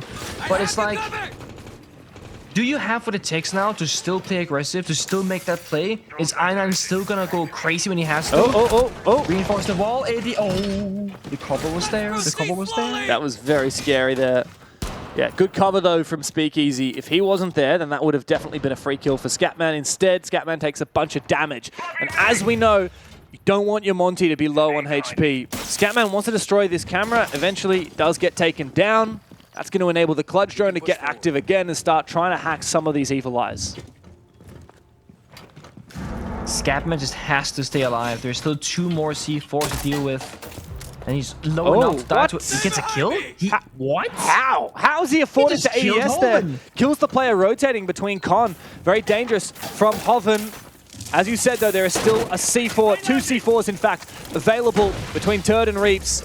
We know that Monty is very low on HP. This could kill him. He gets the down and the finish off by Reaps. That is a decisive moment for Weibo, but they need to keep the momentum going because Soulsheart have once again fired up. Speakeasy holding on with the older, the bullet hose prepared, but it's an old-fashioned standoff, a Western. Over on blue stairs, Reaps, meanwhile, wants to get aggressive. He masks the sound with a bit of a spray. It's well-timed. Turdster is baiting for Reaps. Mark goes down, but I9's found his. And Speakeasy finished off. It comes down to a 1v2 for Turdster, and he can't find it. I9 once again clutching up massively for Soulsheart when they need him. And they are again on match points. Weibo is in this really awkward situation where Scatman is a massive problem on the Monty, and they spend so much trying to take him down that they don't have much left for anybody else. They were playing Valkyrie and Maestro in that moment, in that previous round, and yet they had no Valcams left, and one of the Evil Eyes got Maestro got hacked as well. They didn't have much information despite playing all the Intel operators. Reaps is on 20 or 21 kills at this point, and still they're losing in rounds. It's incredible that they've gotten this far with this crazy stat line, and they're behind at 20 and 9 for Reaps. Turd is even. Hoven is, -1.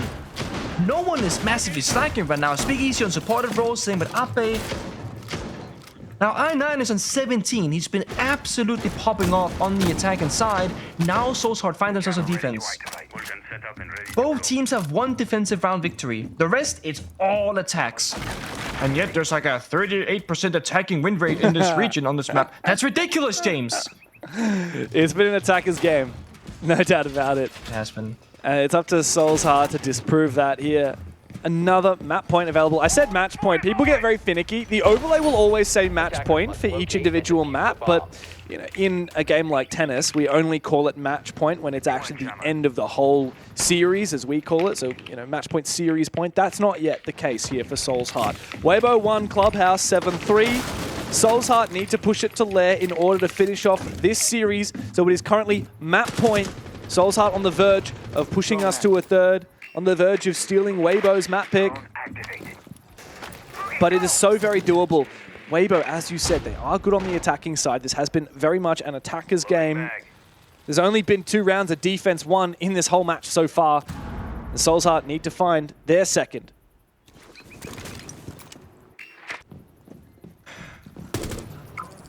Mentioned risk assessment, but I think they've proven that they have what it takes. no. An aggressive swing, two aggressive swings. They're throwing the round away. I mean, they're, Oh, no. they're saying if we get the kill, we win, and if not, we lose.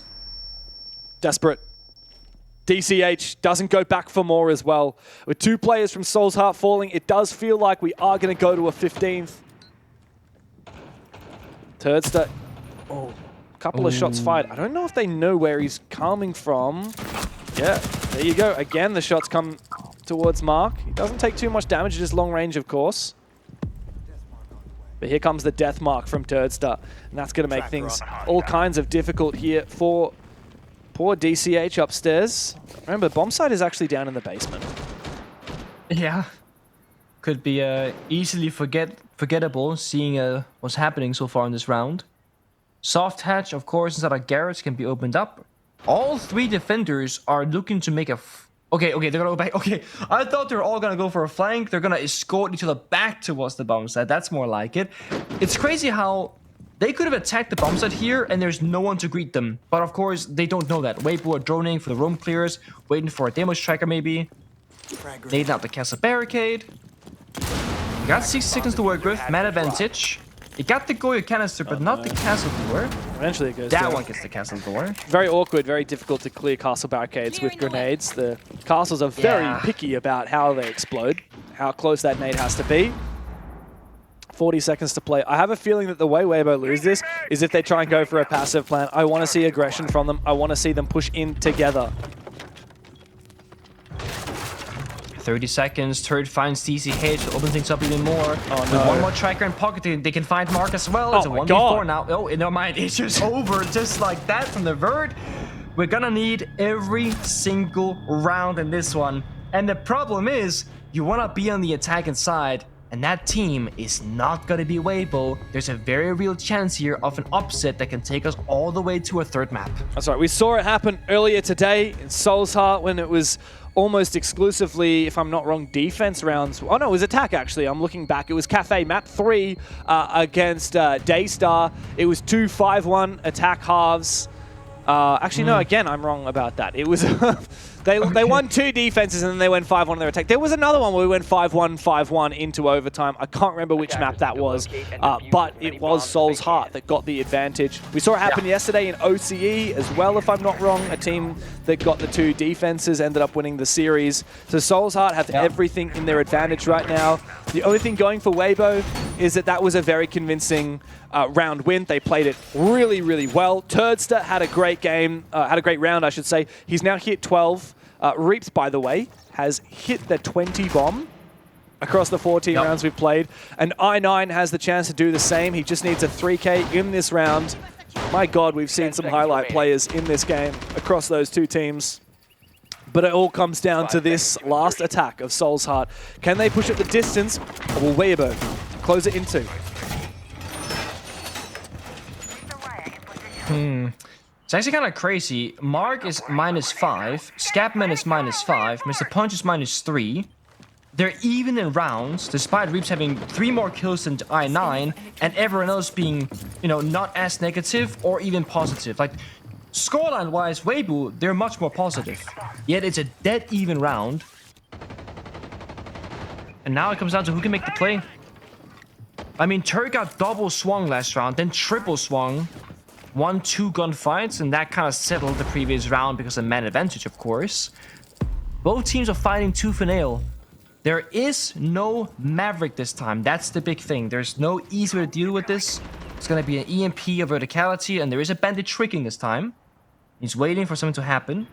DCH droning downstairs. Probably going to be an IQ with the scanner out, going to deny the bandits from below. And if Hoenn isn't careful, he might just die in the process. There's one. DCH. Second. There's two. Device activated. Alright, they've read it. He should be able to get the other two now because they're on static. Oh! DCH with a spray through the floor. Desperate times call for desperate measures. Both teams went for a blind spray through the wall, knowing what the game plan was for both of them. It was just by pure luck that DCH won it. A Nitro Cell, also a Hail Mary. The tiniest lick of damage to Scatman. Soul's Heart, oh, they're looking pretty. 5 versus 4, Reap's already low HP. He's a big one to take down. The wall is open. It's time to get a rig along here for Soul's Heart. Oh no! They go. Oh my god! They're all falling, Pengu. One by one they fall! We're gonna go the distance! It's not gonna be a quick night! It's gonna be a long one for us today! Soul's Heart shove their hand down the throat and rip out the heart of Weibo. It's time to go to a third. Lair is required. What a banger of a series we have before us today. I can't believe it. The way that happens, the IQ downstairs, Bandit going, I'm just gonna 4-bang, gets 4-bang instead. The whole round plays on that simple element of denying the wall or breaching the wall, and out of nowhere, Soul's Heart, they increase the pace and get kill after kill after kill in a flawless fashion. Wow, what a series this has been. What a day it has been. Pengu, we have played already so many bloody maps tonight in APL Asia League. We still need one more. That's right. I hope you guys are hungry because we are going to our 9th map of the night right here to settle it. Weibo versus Soul's Heart on Lair coming right up.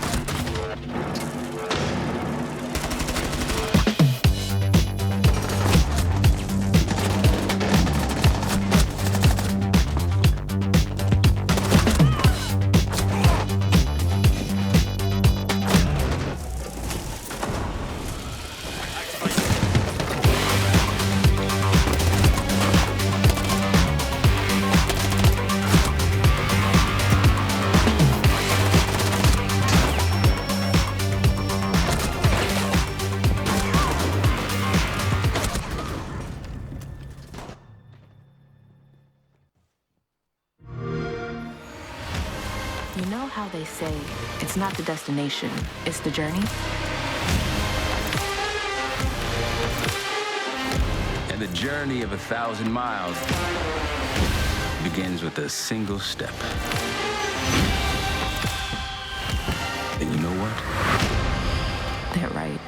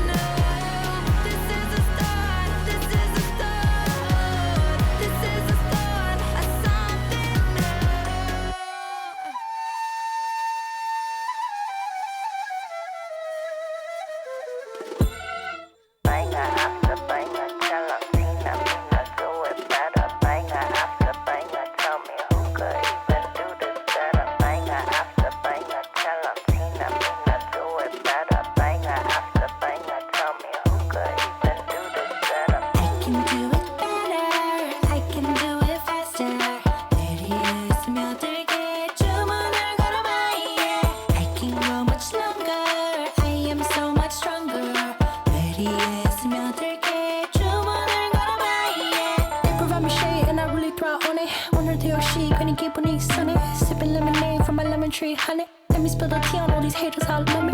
Broke up all the killing it, winning attitude. 당당하게 올라가, see my altitude. 나랑 맞서 싸우면, baby, you would lose. If I wasn't me, I get it, I would hit me too. I can do it better. I can do it faster. 내리에 스며들게 주문을 걸어봐, yeah. I can go much longer. I am so much stronger.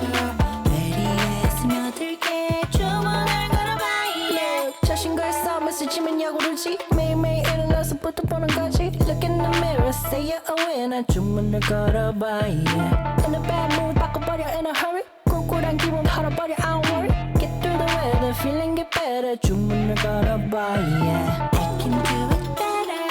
I can do it faster. 내리에 스며들게 주문을 걸어봐, yeah. I can go much longer. I am so much stronger. 내리에 스며들게 주문을 걸어봐, yeah. Banger after banger, tell 'em Tina, me not do it better. Banger after banger, tell me who could even do that better. Banger after banger. Banger after banger. Banger after banger. Banger after banger. Tina, me not do it better. Who could even do this better? I can do it faster. 내리에 스며들게 주문을 걸어봐, yeah. I can go much longer. I am so much stronger. 내리에 스며들게 주문을 걸어봐, yeah. Banger after banger. Banger after banger. Banger after banger. 주문을 걸어봐, yeah. When I hear it coming up like that, I just know that things are gonna end bad. When my body only moves for the beat, you've been waiting for me. I'll just keep dropping it, like there's no stopping it. Then walk with it, la la la la la. I'll just keep dropping it, like there's no stopping it. Then walk with it, la la la la la. I'll just keep dropping it, like there's no stopping it. Then walk with it, la la la la la. I'll just keep dropping it, like there's no stopping it. Then walk with it, la la la la la.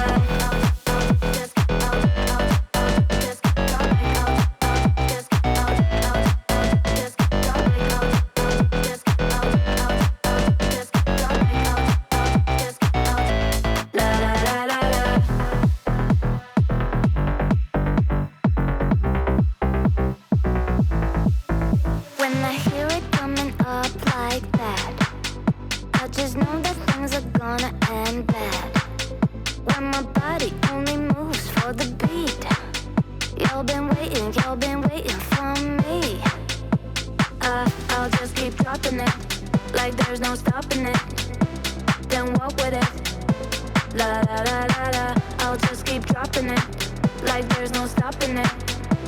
Then walk with it, la la la la la. I'll just drop like I'll just la la la la la. I'll just drop like I'll just la la la la la. I'll just keep dropping it, like there's no stopping it. Then walk with it, la la la la la. I'll just keep dropping it, like there's no stopping it. Then walk with it, la la la la la.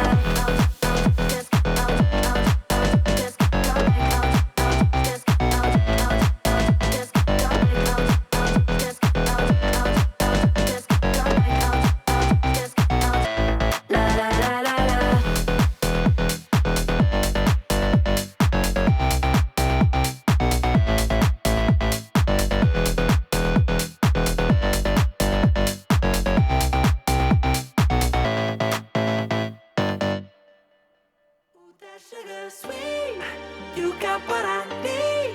Sipping on the potion, all that good emotion, just my kind of heat. Keep me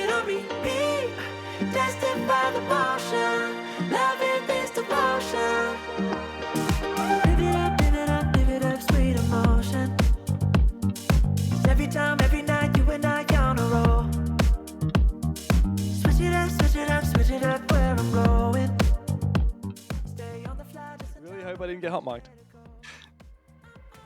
And we're back into it. Weibo Gaming versus Soul's Heart. Boy, oh boy, it has been a long night, Pengu. I don't know what time it is for you or what time you got up. We got into the studio today at about, 3 p.m., 4 p.m.? It's currently 2 in the morning. And we still have an entire BO3 to go after the culmination of Weibo versus Soul's Heart. And you know why, Pengu? Because these teams have been so tightly contested that every single game today has gone the distance, and Weibo Gaming Soul's Heart is no exception. The tie have pushed us all the way. They have tied up the scoreline, pun intended, and now it's time to see if Weibo Gaming are, well, what they have been cut out to be, what everyone has said the expectations are for this APAC super team. Can they get it done on left? Defused by attackers.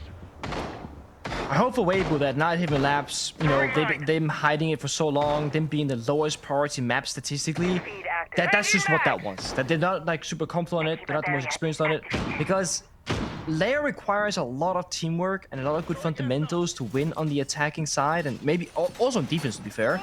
And Soul's Heart looked like the more coordinated team when it came to Nighthaven Labs. Scatman in particular, gotta shout this guy out one more time, playing a really good Monty and a really good Maverick, both of which were instrumental in that map victory. Yes, it was an 8-7 victory, but it was a victory nonetheless, and in big thanks to Scatman. I9 dropped 17 plus kills, of course, he popped off, but then you look at Reaps, he was at 20 kills and they lost, so it's not always about the kill tally. Scatman had 5 kills to his name, but he was the MVP in my mind, okay? Let it be known. Yeah. We've had some real star plays from quite a couple of these players. Can't believe we saw the 20 bomb from Reaps last game. Turdster obviously having his moments. I9. Now we're on to Lair though, and it does feel like Soul's Heart have kind of won the coin flip here as for getting defense. How about this though? Mirror trick. Beautiful. You don't see that every day of the week. And that's one of the exothermics dealt with. Normally when you do see it, it's in combination with a two-brow. So you freeze the wall as the exothermic charge is already popped, and then you can just simply walk up, mirror window it, and it's a quote-unquote free juggle. Doing it without a two-brow is kind of insane, actually. Massive in value, of course. Especially since it's the only, like, let's say, main heart-reaching gadget. Yes, there are can openers in the pocket of Reaps on the Capital, who can, of course, also make a hole. But it's a much smaller hole, not that much hole. And when it comes to heart breach destruction, the bigger the better, typically speaking, because you can just run into that breach instead of crouch walking and vaulting. So, yeah, sucks to suck. That's the crazy thing. That's almost like how it's really not easy when it's hard. It's not easy when it's hard. Now, this phrase will live for eons, right? Generations, decades, centuries, because it's true. It is not easy when it is hard. Weibo, they don't want to have a hard time, but they've been having a hard time. And this very first round is very slow and methodical, right? Flores, Capital, Sense, the Grim, and most of them have stuff in their pockets. They want to hit the bomb site 5v5 together and go for a full-on execute. And they're doing it very shortly. Oh, the fire makes things difficult. It forces the slow push-up. It allows Mark to get his kill. Thankfully, Reaps can trade it. He's worried about being flanked yet again. And guess what? He's got the read right because I9 is waiting for him. Must have been a miscomm though because the player on the camera should have called that he was prone on the floor. I9 caught off guard. Maybe there's a way back into it here for Weibo as they've got the numbers advantage. They are still struggling to get their boots actually into the bomb site and look for a plant. There are still 3 projector ROU projectors from Speakeasy, should it come to that. Joan getting shot, Reaps finds Scatman as well, and numbers, you know, more and more in favor of the attackers of Weibo. 20 seconds, so they gotta go very soon. Come on, get this plant down. Nitro comes out, and that's the diffuser player killed. Ape will be able to trade back. It's all up to DCH. Hoven goes deep for it. Weibo overwhelm the site and confirm their first attack round here on Lair. It was a slow start, but a very quick finish. Once they said go, go, go with those Grimbees, they were not stopping for anything. I really want to go back to that red ping on the camera, as you pointed out. Miscommunication. A literal red ping on Reaps watching his own flank, yet the person flanking below the rocket stairs was looking in a complete wrong direction and was thinking that that platform itself was clear. that kill could have changed a lot because that staircase on Rocket, it controls the middle piece of the entire bomb site. The rotations, the left from the right, the A from the B. And defenders having that would have been huge.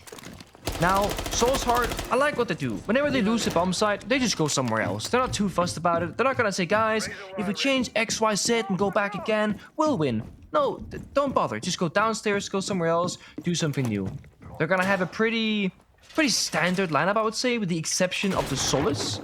Now, Solis, if you haven't played the game for about a year or so now, is a pretty weak operator compared to what happened before. The gadget no longer works in the prep phase. There's like 4 billion nerfs to it. I admit, though, I'm surprised at how much play we get from Solus. Well, I see quite a lot of picks. I don't know, is it that the P90 is still a bit of a weapon? I don't know, like... Has P9 ever been a bit of a weapon, James? Yeah, the P90? Absolutely. Back at Pick Solus. So good. Yeah, okay, I feel like... Okay, maybe on Solus, Rook Dog always MP5. I feel like, of course, there are instances with P90 Solus, but for the most part, I feel like we see the shotgun SMG11 combo akin to like Mute and Smoke. But the P... Oh no, counter argument. The limb damage reduction with P90 makes the gun do negative damage. Like, it heals the enemy when you shoot them, unless it's a headshot. It does no damage anymore. Yeah, but... Oh well. Fine. I guess one of us won a couple of world championships, and one of us is undefeated playing in Brazil. You won the show match. Exactly. Undefeated playing in Brazil. You can't even say that. No, I cannot. All right. Well, that's where my first loss was, actually. Really? Yeah. Who did you lose to for was it the original Sao Paulo when Ents won? Who did you lose to then? Yeah. It was when Black Dragons, I think. Oh, Black Dragons. That was Psycho's Black Dragons, wasn't it? And Ents beat them in the finals. I want to say it wasn't, no, but it could be. I can check for you on the other monitor. Please do. Meanwhile, I'll look at the game at hand. And that is that Weibo found the opening pick, and they are starting to inch towards the bomb site, particularly around that blitz. That's the operator I'm looking at, speaking of. But don't worry, we've also got a Blackbeard. Weibo have doubled down on the aggressive shields. But they want more picks before they force their way into the site. I think that Weibo have pretty much got this, though. Soul's Heart don't have the Goyo. They don't have a lot of other ingredients that you really do want to hold on to a bomb site like this. Nade comes through, doesn't land a kill, but it does clear a Lesion Mine. Bit of util. Look at these Soul's Heart players. They're taking more and more damage. They're feeling antsy. They need to get aggressive. Mr. Punch falls to the floor. Can somebody rescue this man? Getting back up could be very valuable. A swing from Mar takes a bit of damage. Stop and peeking. A punch in the middle of the bomb site. The nade! He somehow survives it. Punch has been rest. It's back to a 4v5. But again, defenders very low on health. Yeah, and here comes the Logic Bomb. Here comes the Blackbeard as well.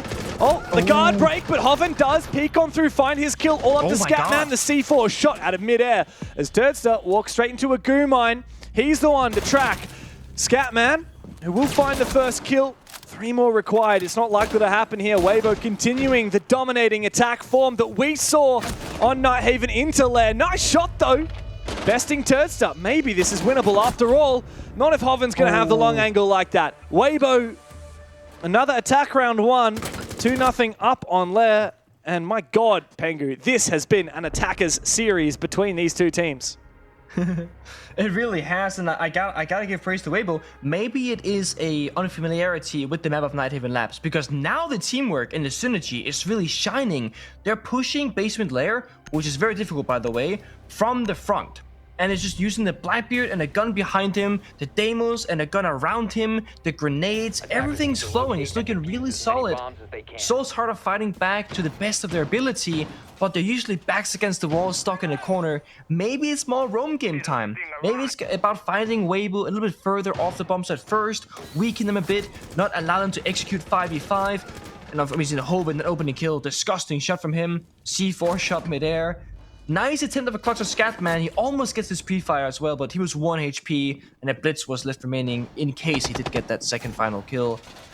Going back to the yapping point of Black Dragons and Brazil, it was Psycho's Black Dragons that beat me back then, and it was my first international loss.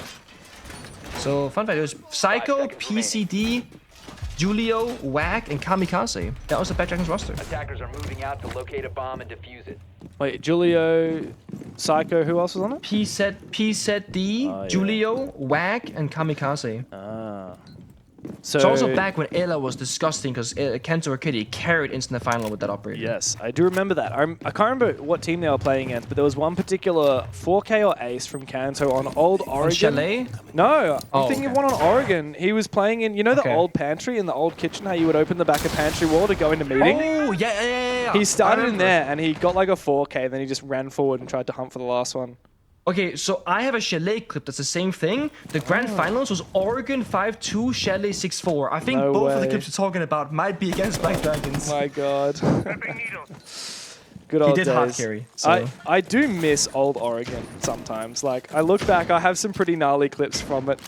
I one time was playing with some like mates from school that didn't really play the game, and I was playing ranked and I had to ace 3 times to win that one. Back on old Oregon, you play Hibana. It's just the game is yours. I had a great time. Just like, well, I9 is not having a great time. By the way, he's 0-3 at the moment. After dropping, what, 15? No, 17 it was on the previous map. He overheated. He did. And now Overheated. he's paying the price. Meanwhile, Hoven, it's 5-0 in the first 2 rounds. Not half bad. Not bad at all. Turd not live on the scoreboard yet, 0-2, but got good value last round with the demos. Supporting the Blackbeard, getting the trackers going as well. Now we see Mr. Oh, what a nice shot from him. I was going to say stuck in a bad spot, but he buys himself some space by getting that kill. Still in the same corner, probably can't move a whole lot because there are 3 different people pinching him from 3 separate directions. He's trying to hold the fort. Finally, it's 1 kill. He does. Up 8 goes down, another nade goes over. Eventually he will fall. Still, that was kind of worth it for Mr. Punch. He was in a real pickle. He was being hard targeted by multiple Weibo players, and he got away with the frag before being traded back. Now the question is, have Soul's Heart got what it takes to deny the plant from above? It's so difficult to get a safe plant off while the defenders have control of the top floor. Gotta use a sense, run through and hope that they don't find your exact position. Plant going down. Do they have the pre-fire? Oh, what? This is, how do they not have this? This is a known common position. And the Sens wall doesn't get it. It's not enough. DCH was not in position. Of course, the water nerf means that he's not going to see through the Sens, but he certainly should have been able to pre-fire, that's for sure. Weibo now in their post plant with numbers up on their side. It's not going to be an easy one for Soul's Heart. Should be a solid lock-in post-plant. DCH can make his way back. Open away back into the site as well, but he's about to have his head taken off by Turdster. Scatman against the world. They know where he is. A good double for the Nomad. Locks in 3 rounds. And a very dominating start on Lair for Weibo. 3-0. Good problem solving. Definitely a bit of a risky one, like you're throwing out the Sense projector and just like hoping you won't get sprayed through the smoke. You said Warden nerf, but I'm gonna say Sense buff, by the way, because technically speaking, Warden was never changed, but Sense was. But I know what you mean. No, you are right. Look, in my defense, it's 2 AM right now. I've just casted. This is my 6th map of the night. I'm only saying this for that exact reason, by the way.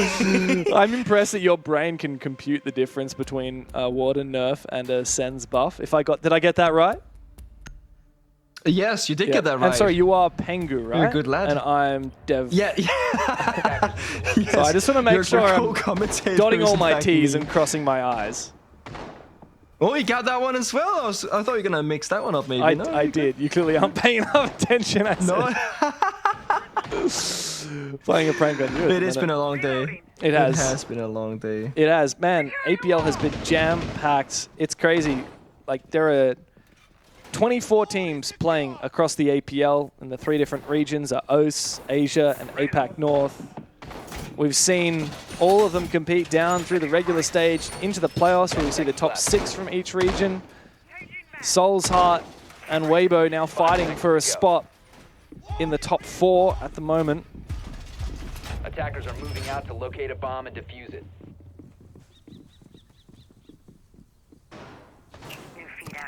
Orbiter Benz, by the way. I didn't really see this till now. Clash and Thermite. Thermite is... I like the Thermite ban. Yeah. I quite like it because, as I said earlier, you want to have a big hole when you're going for a a bomb side approach, of course. And he's good. He's good at those big holes.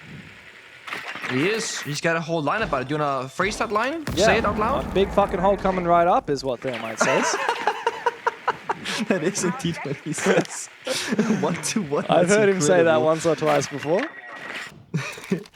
And then there's Clash who goes, get over here, you muppets, or something like that. I'm not sure. She used to have one line which was just F off, except she would obviously, you know. And I don't know if they cut that with the rework. I really hope they didn't, because I always just cracked up when I was playing Clash. You just yelled at the opposition. But no, Weibo. It feels so like relatable. It does. I mean, sometimes that's just how you feel when you're playing Clash and you see all these people running up against you. But nah, for sure here, I mean, I think these bans have been good. Obviously, Ace and Thermite are forcing the Hibana pick, forcing the tin can openers from Reeves. But the big one that actually I'm thinking most about is this Buck ban, which we hadn't talked a lot about, but that came out at the start of the game. And Buck is just so good at playing from below on this bomb site. Now the Glaz comes in though. Ooh, I9 needs to be extra careful. Here come more smokes. And a good kill from Hoven. Coming in from the bathroom, he's found his position. Look at the number of smokes brought to the table by Weibo, but it hasn't yet enabled a plant, and that is the concern. Yeah, it is. I mean, they got one more smoke in the pocket off Speakeasy, and that might just be enough. But there are 2 C4s to answer, 2 toxic babes as well. Time, still kind of even, about 60 seconds. I wouldn't say any team is favored just yet. Weibo holding angles, getting out their drones, making sure that nothing's going to go the wrong way, and perhaps a backstab is possible. Ooh. They have those Scrim Bees, bit of pre-fire, there goes some Scatman, a tiny bit of damage. Reeves injured. Missed the punch. He goes straight into the bomb site and finds 2. One still on the floor. It's up to Ape to pick up the pieces, but I9 sits him back down again. Hoven with the backstab, far too late to assist his team. Should be an easy lockdown here for Soul's Art. His position now known thanks to the barbed wire. As he looks for one more. It's going to be 1 by 1. Oh my god! A 1-tap on a DCH. It starts to make me believe that maybe Hoven's got what it takes, but he doesn't have the diffuser. I9 and Scatman to reposition and try and play the crossfire. The time is on their side as we go down into red time now. Hoven taking that diffuser back towards the other bomb site. Secondary shotgun comes out, but he's going for the kill. He can't afford to do this. There's no time. He will be finished off by I9. Soul's Heart are finally in the game on their defense. It took it all the way down to a 1v1 as one defender got injured at the very end there to finally win that round. And Speakeasy dying right when the smoke popped. The 2-piece from the Asami to turn the tide of the battle. And they keep the barriers that were still intact on the bomb side, providing enough protection for I9 to get a follow-up kill as well. That's the top 4 victory though. One of the most preferred bomb sites by almost every team in the world. It's only gonna get harder from here on out. That Thermite ban is pretty darn good. They couldn't really have any easy ways in throughout the bombs that they are lagging hard destruction. They're also lagging a bit of soft destruction in that round. Weibo tried the glass smokes, was a big investment. It didn't really pay off in the end.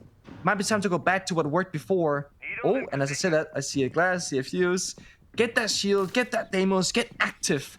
I think this will come down to kills more than anything else, especially with that Thermite being gone. Yeah, of course, the more hard breach a map has, the more that the Ace and Thermite bans are going to punish you, go figure. And this bomb site, I mean, it's a lot of base and bomb sites have like one big external wall. Like, for example, Nighthaven Labs we played just before. There are 2 big external walls that you want to target on the basement. Lair is a little bit unusual in that way. You know, it's not like your Consulate or your Nighthaven Labs.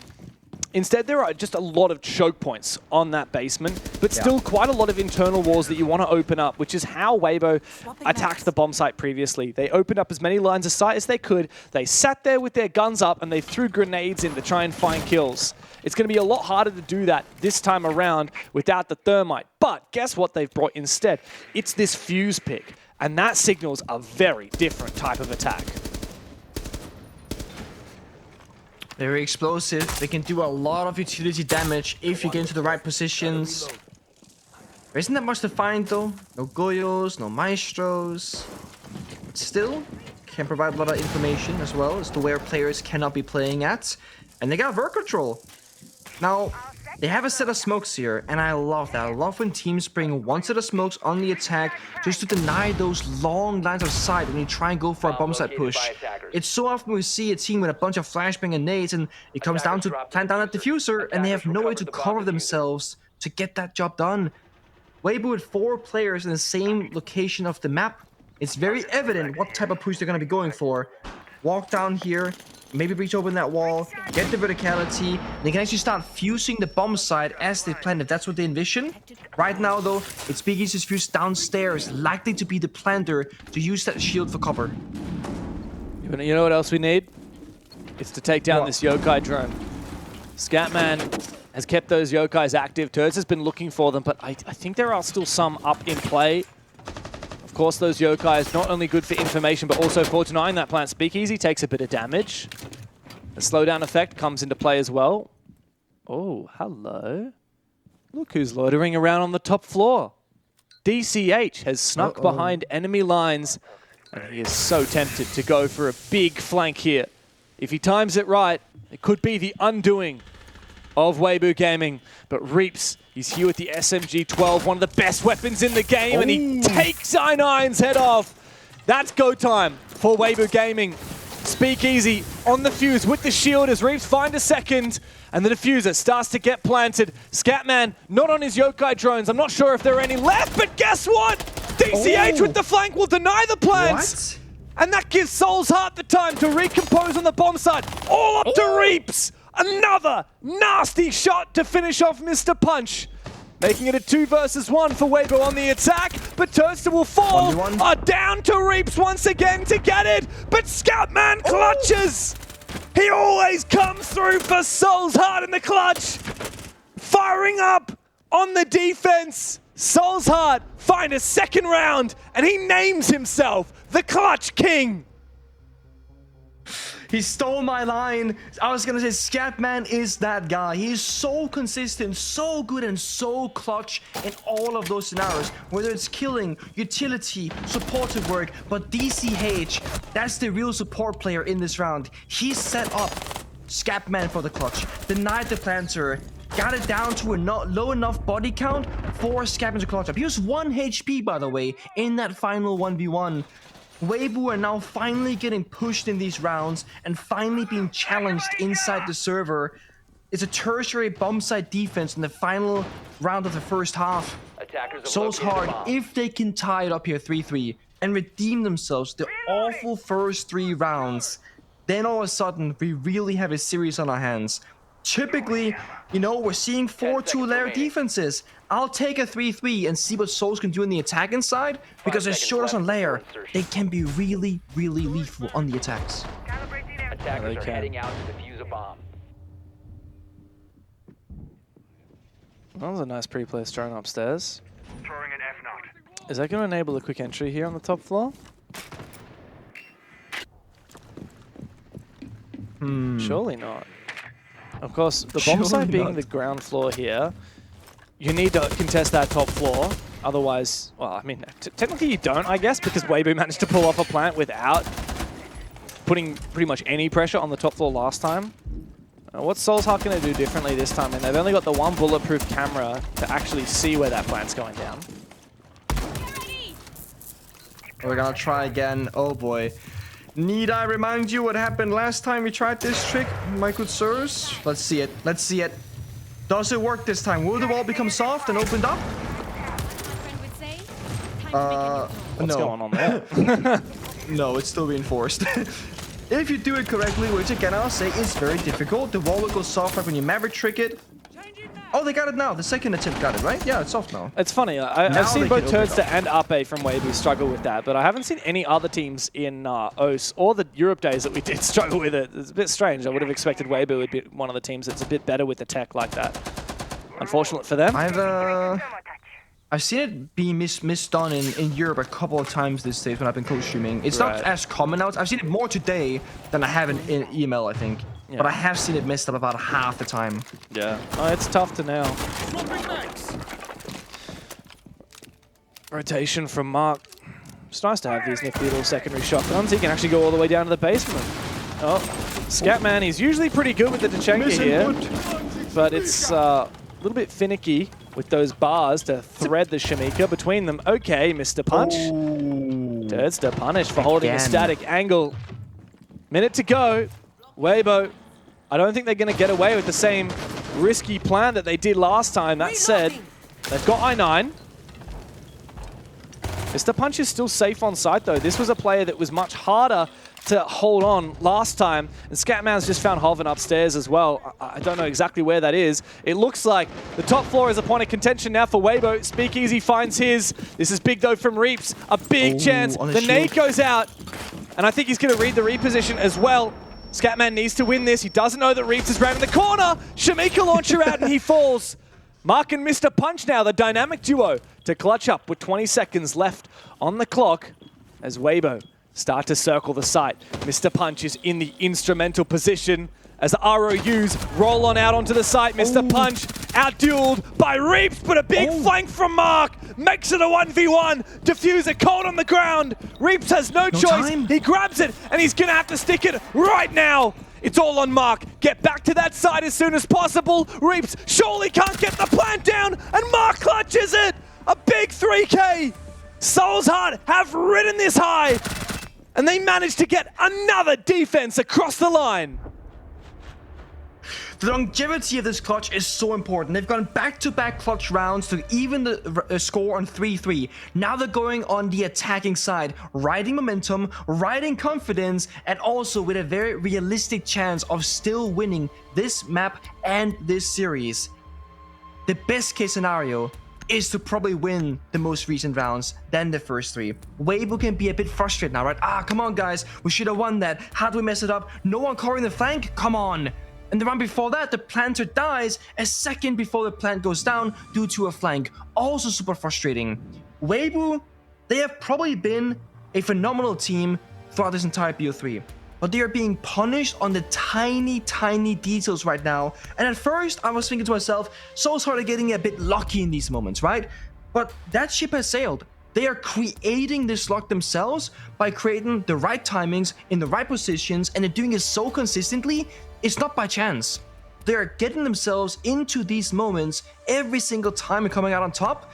They gotta just replicate that same success on the attacking side, play together. I am not surprised the multi-ban went out, because I was gonna say, Scatman, get on the multi-man, do your job.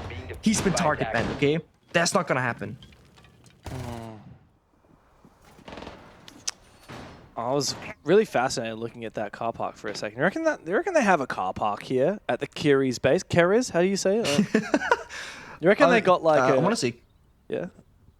Kiri's? I don't know what I want to say. I actually don't anymore. I want to say Kiri's. Oh my god, I don't care. I don't care. No, I don't care. I'm scared. Well, I'm scared. I was gonna ask you, like, what kind of a car do you reckon Deimos would park in the car park? Do you reckon he's like, you know, like a Bugatti. A Bugatti. 100% a black Bugatti. yeah. I woke up in a new Bugatti. And he just drives it around. I could see that 100%. Oh, dude. Like a black and red. I love that you were thinking Bugatti, because I was like, oh, you know, BMW, Audi, Mercedes. I'm thinking like, oh yeah, you know, luxury car brands, and then you're just like, you hit me with the Bugatti.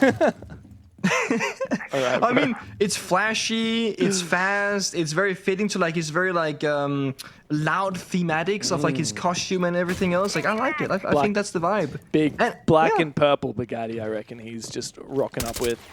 Oh, the purple. Oh, yeah. 100%. That's sending a statement. Yeah, absolutely. So he's got Deimos' lair, this secret base location with the purple Bugatti. Yeah. I dig it, honestly. The custom rims with his face on it. Not his face, his mask, obviously. Yeah. I reckon that's exactly what kind of car he drives. Yeah. Oh, here we go. Oh. Mr. Punch is... Gotta be careful, it's a decent amount of damage. Oh, here's a needle thread of a C4 from Reaps. I don't mind it. Doesn't land.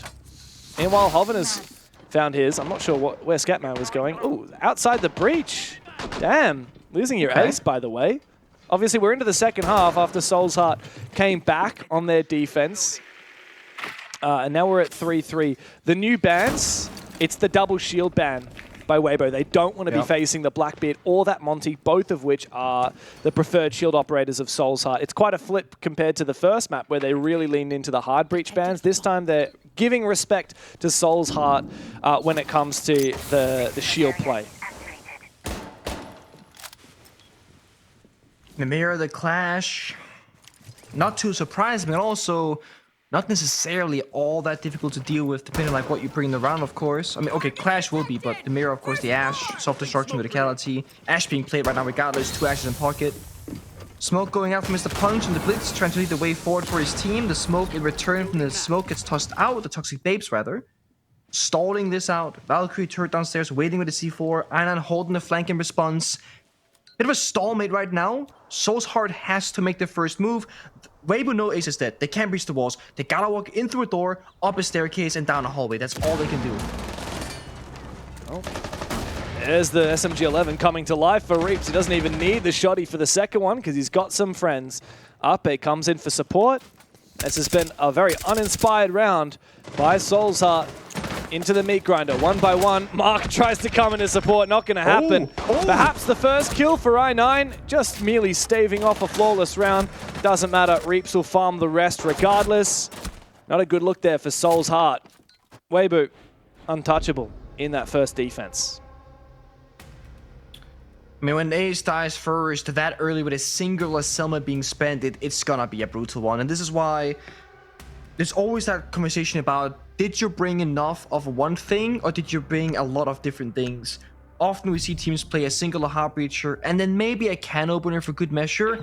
They don't need a can opener if Ace plays the round out perfectly. You know, all 3 Selmas get spent, you don't die early, you don't get bandit, kite trick, or impact trick, all is good in the world. But if anything goes wrong and you don't bring a second set of heart destruction, you just don't have anything else.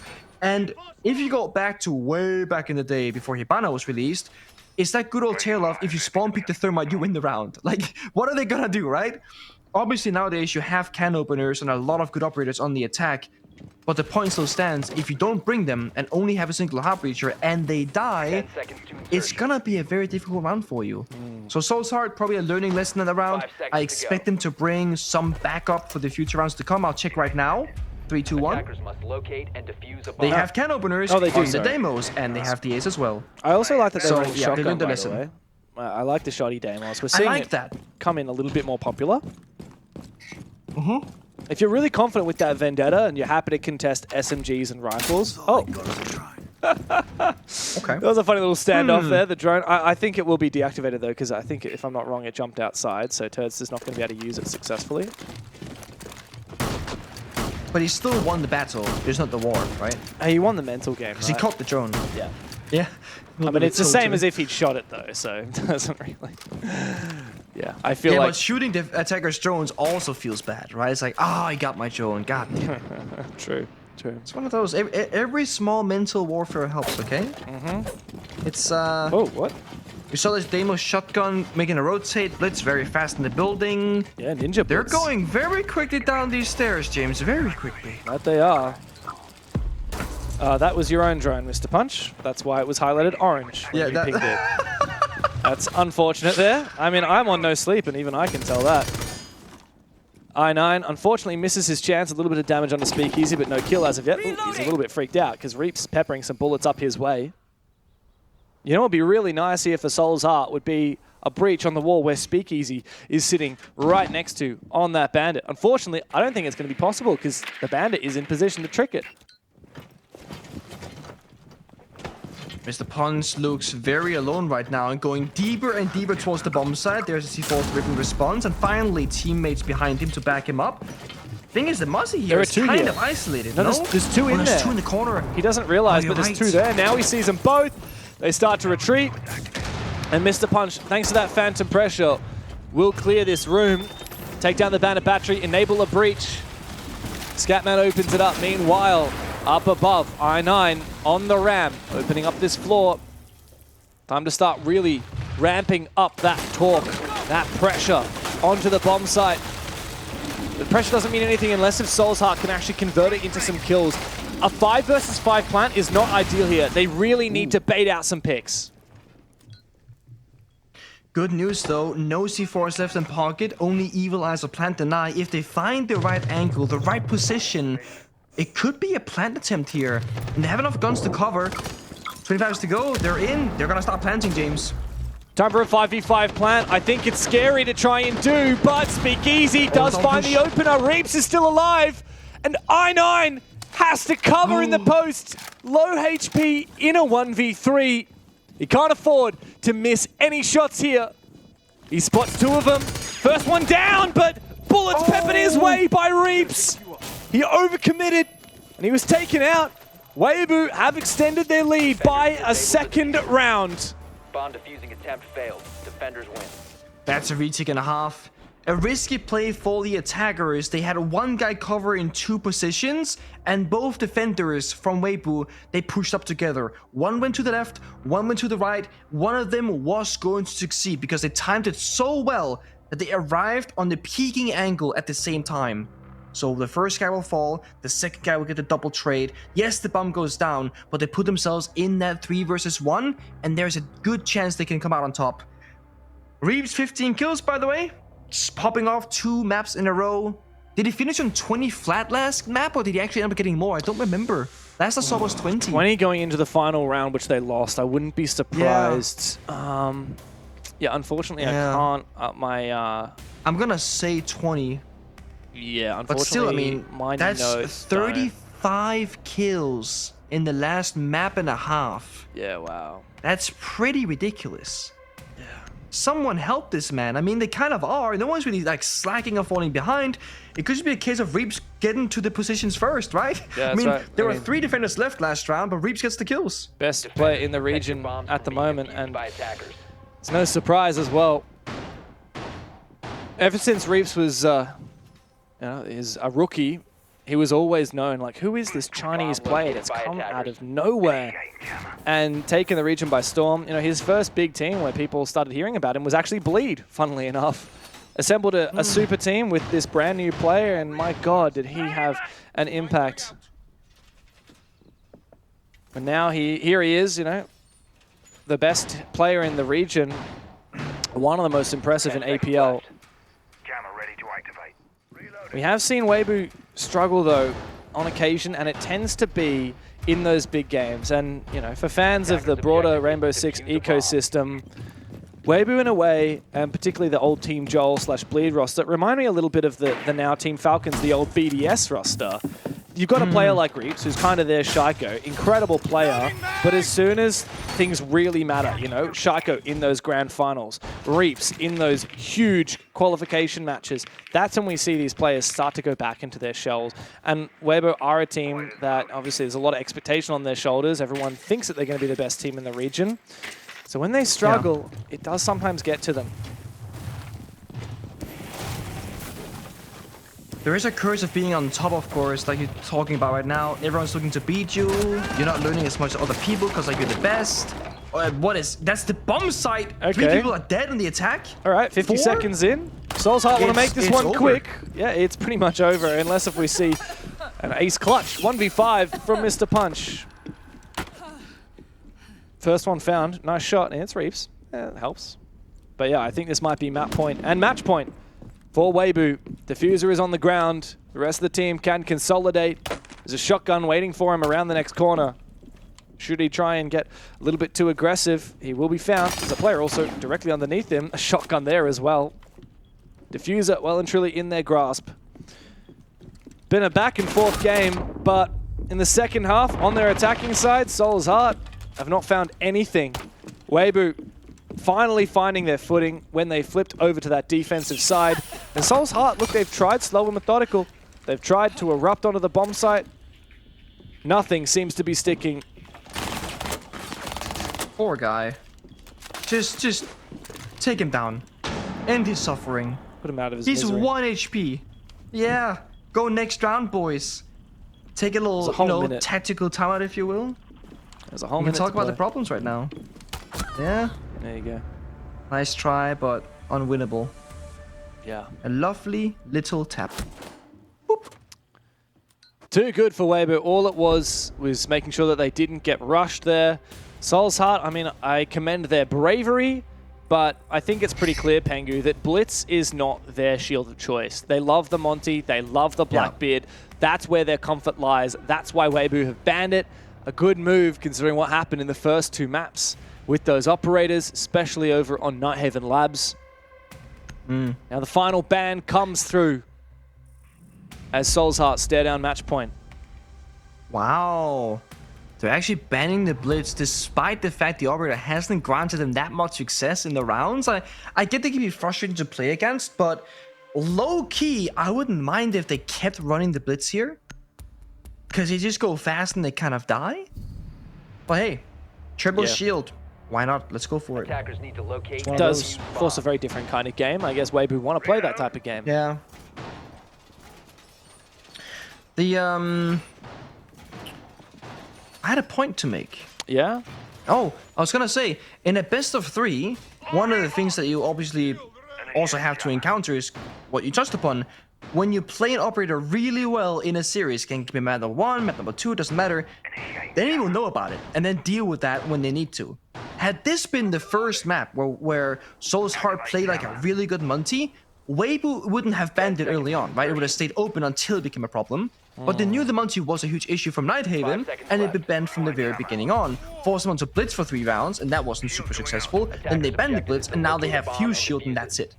So, when you are a team that has a more linear playstyle, and I don't think Soul's Heart they are one of those teams because they can play a lot of flexible operators, but if you are a team that loves to play just the shields, or just the in-glass, or just the fast takes, you are very much punishable with the new operator ban system, and in best of 3 or best of 5 series. And it comes down to the adaptations that Weibo have made between these maps. They've got a better read of Soul's Heart as the game's gone on. Soul's Heart are struggling on their attack without those shields. It's going to be 3 rounds to come back here. And instead of a shield, instead of a glass, the X-Factor op that they've brought to the table is I9 on the Ying. Not something that we have seen from them so far. First minute has been flying by. There's the breach, the exothermic, and the Selma to double down on the wall. No, I think the exothermic destroyed the Selma. Yep, I think so too. That is unfortunate. Yeah, but I mean, to be fair, they got what they wanted. The wall is open, and that's better than nothing. But it did come at a cost, and it's also not a sprintable hole. On that wall. It's a vaultable, so it's going to be much harder to swing late round. Of course, it does mean that they're less vulnerable to being run out on. You can fix it. Just toss another Selma in there. Get it done.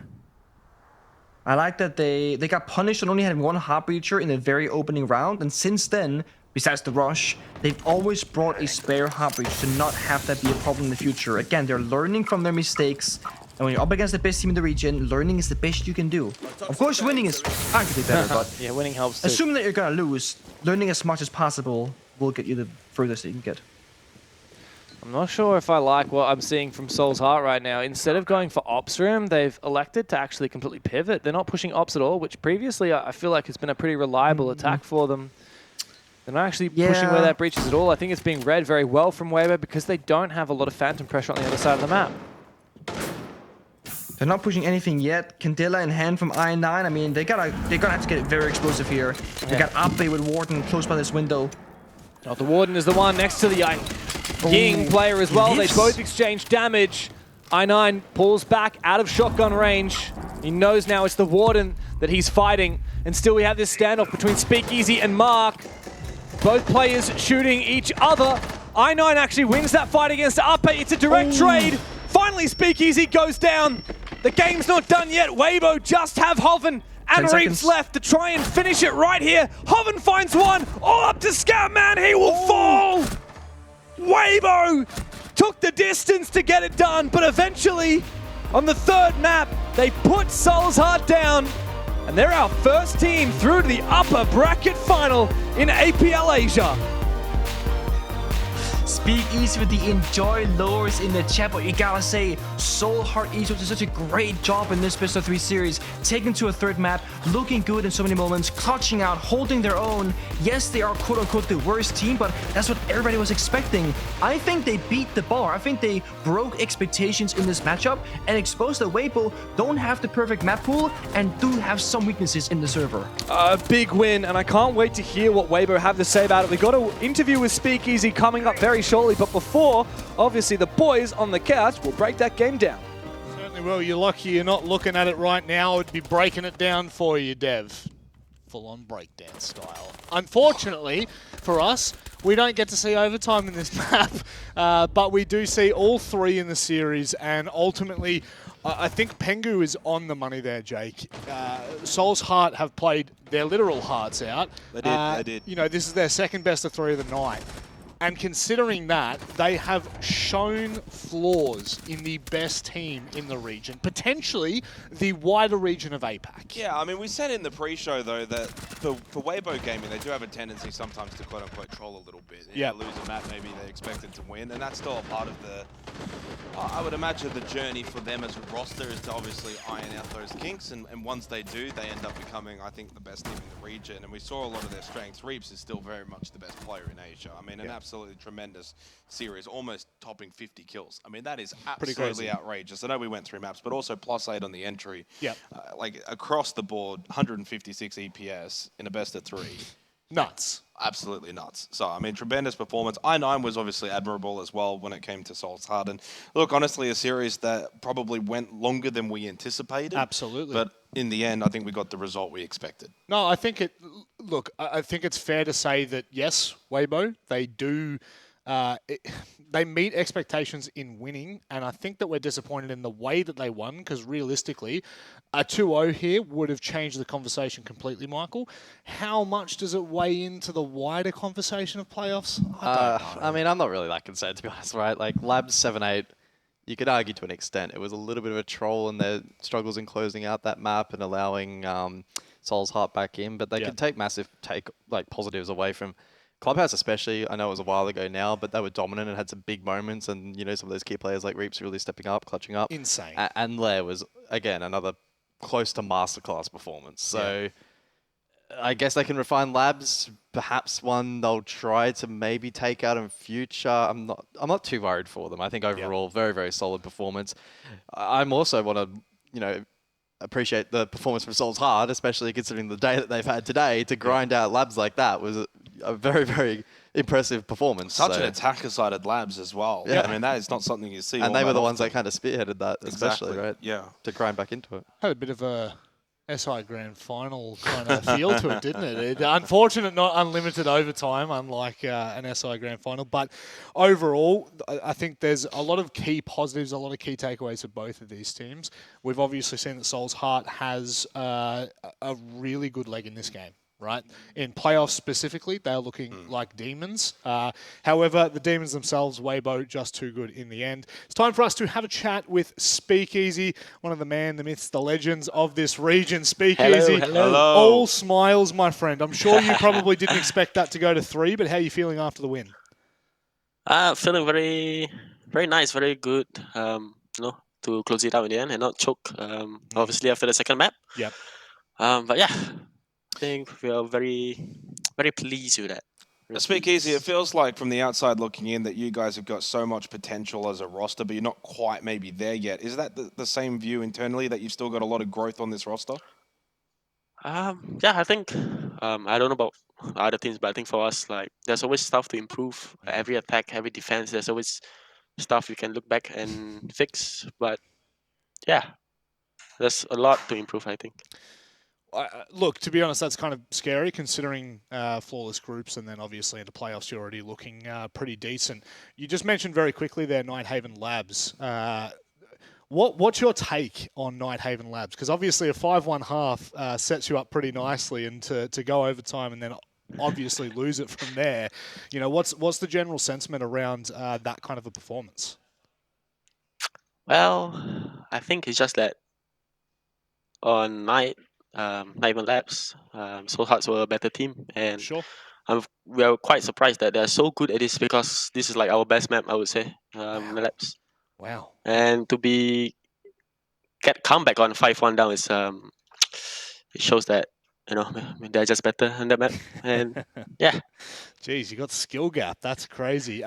Look, I would love to sit here and talk. We would all love to sit here and talk to you for a very long time. But I don't know if you know this. Broadcast has been going for 11 hours, so we're not trying to go into the 15-hour range.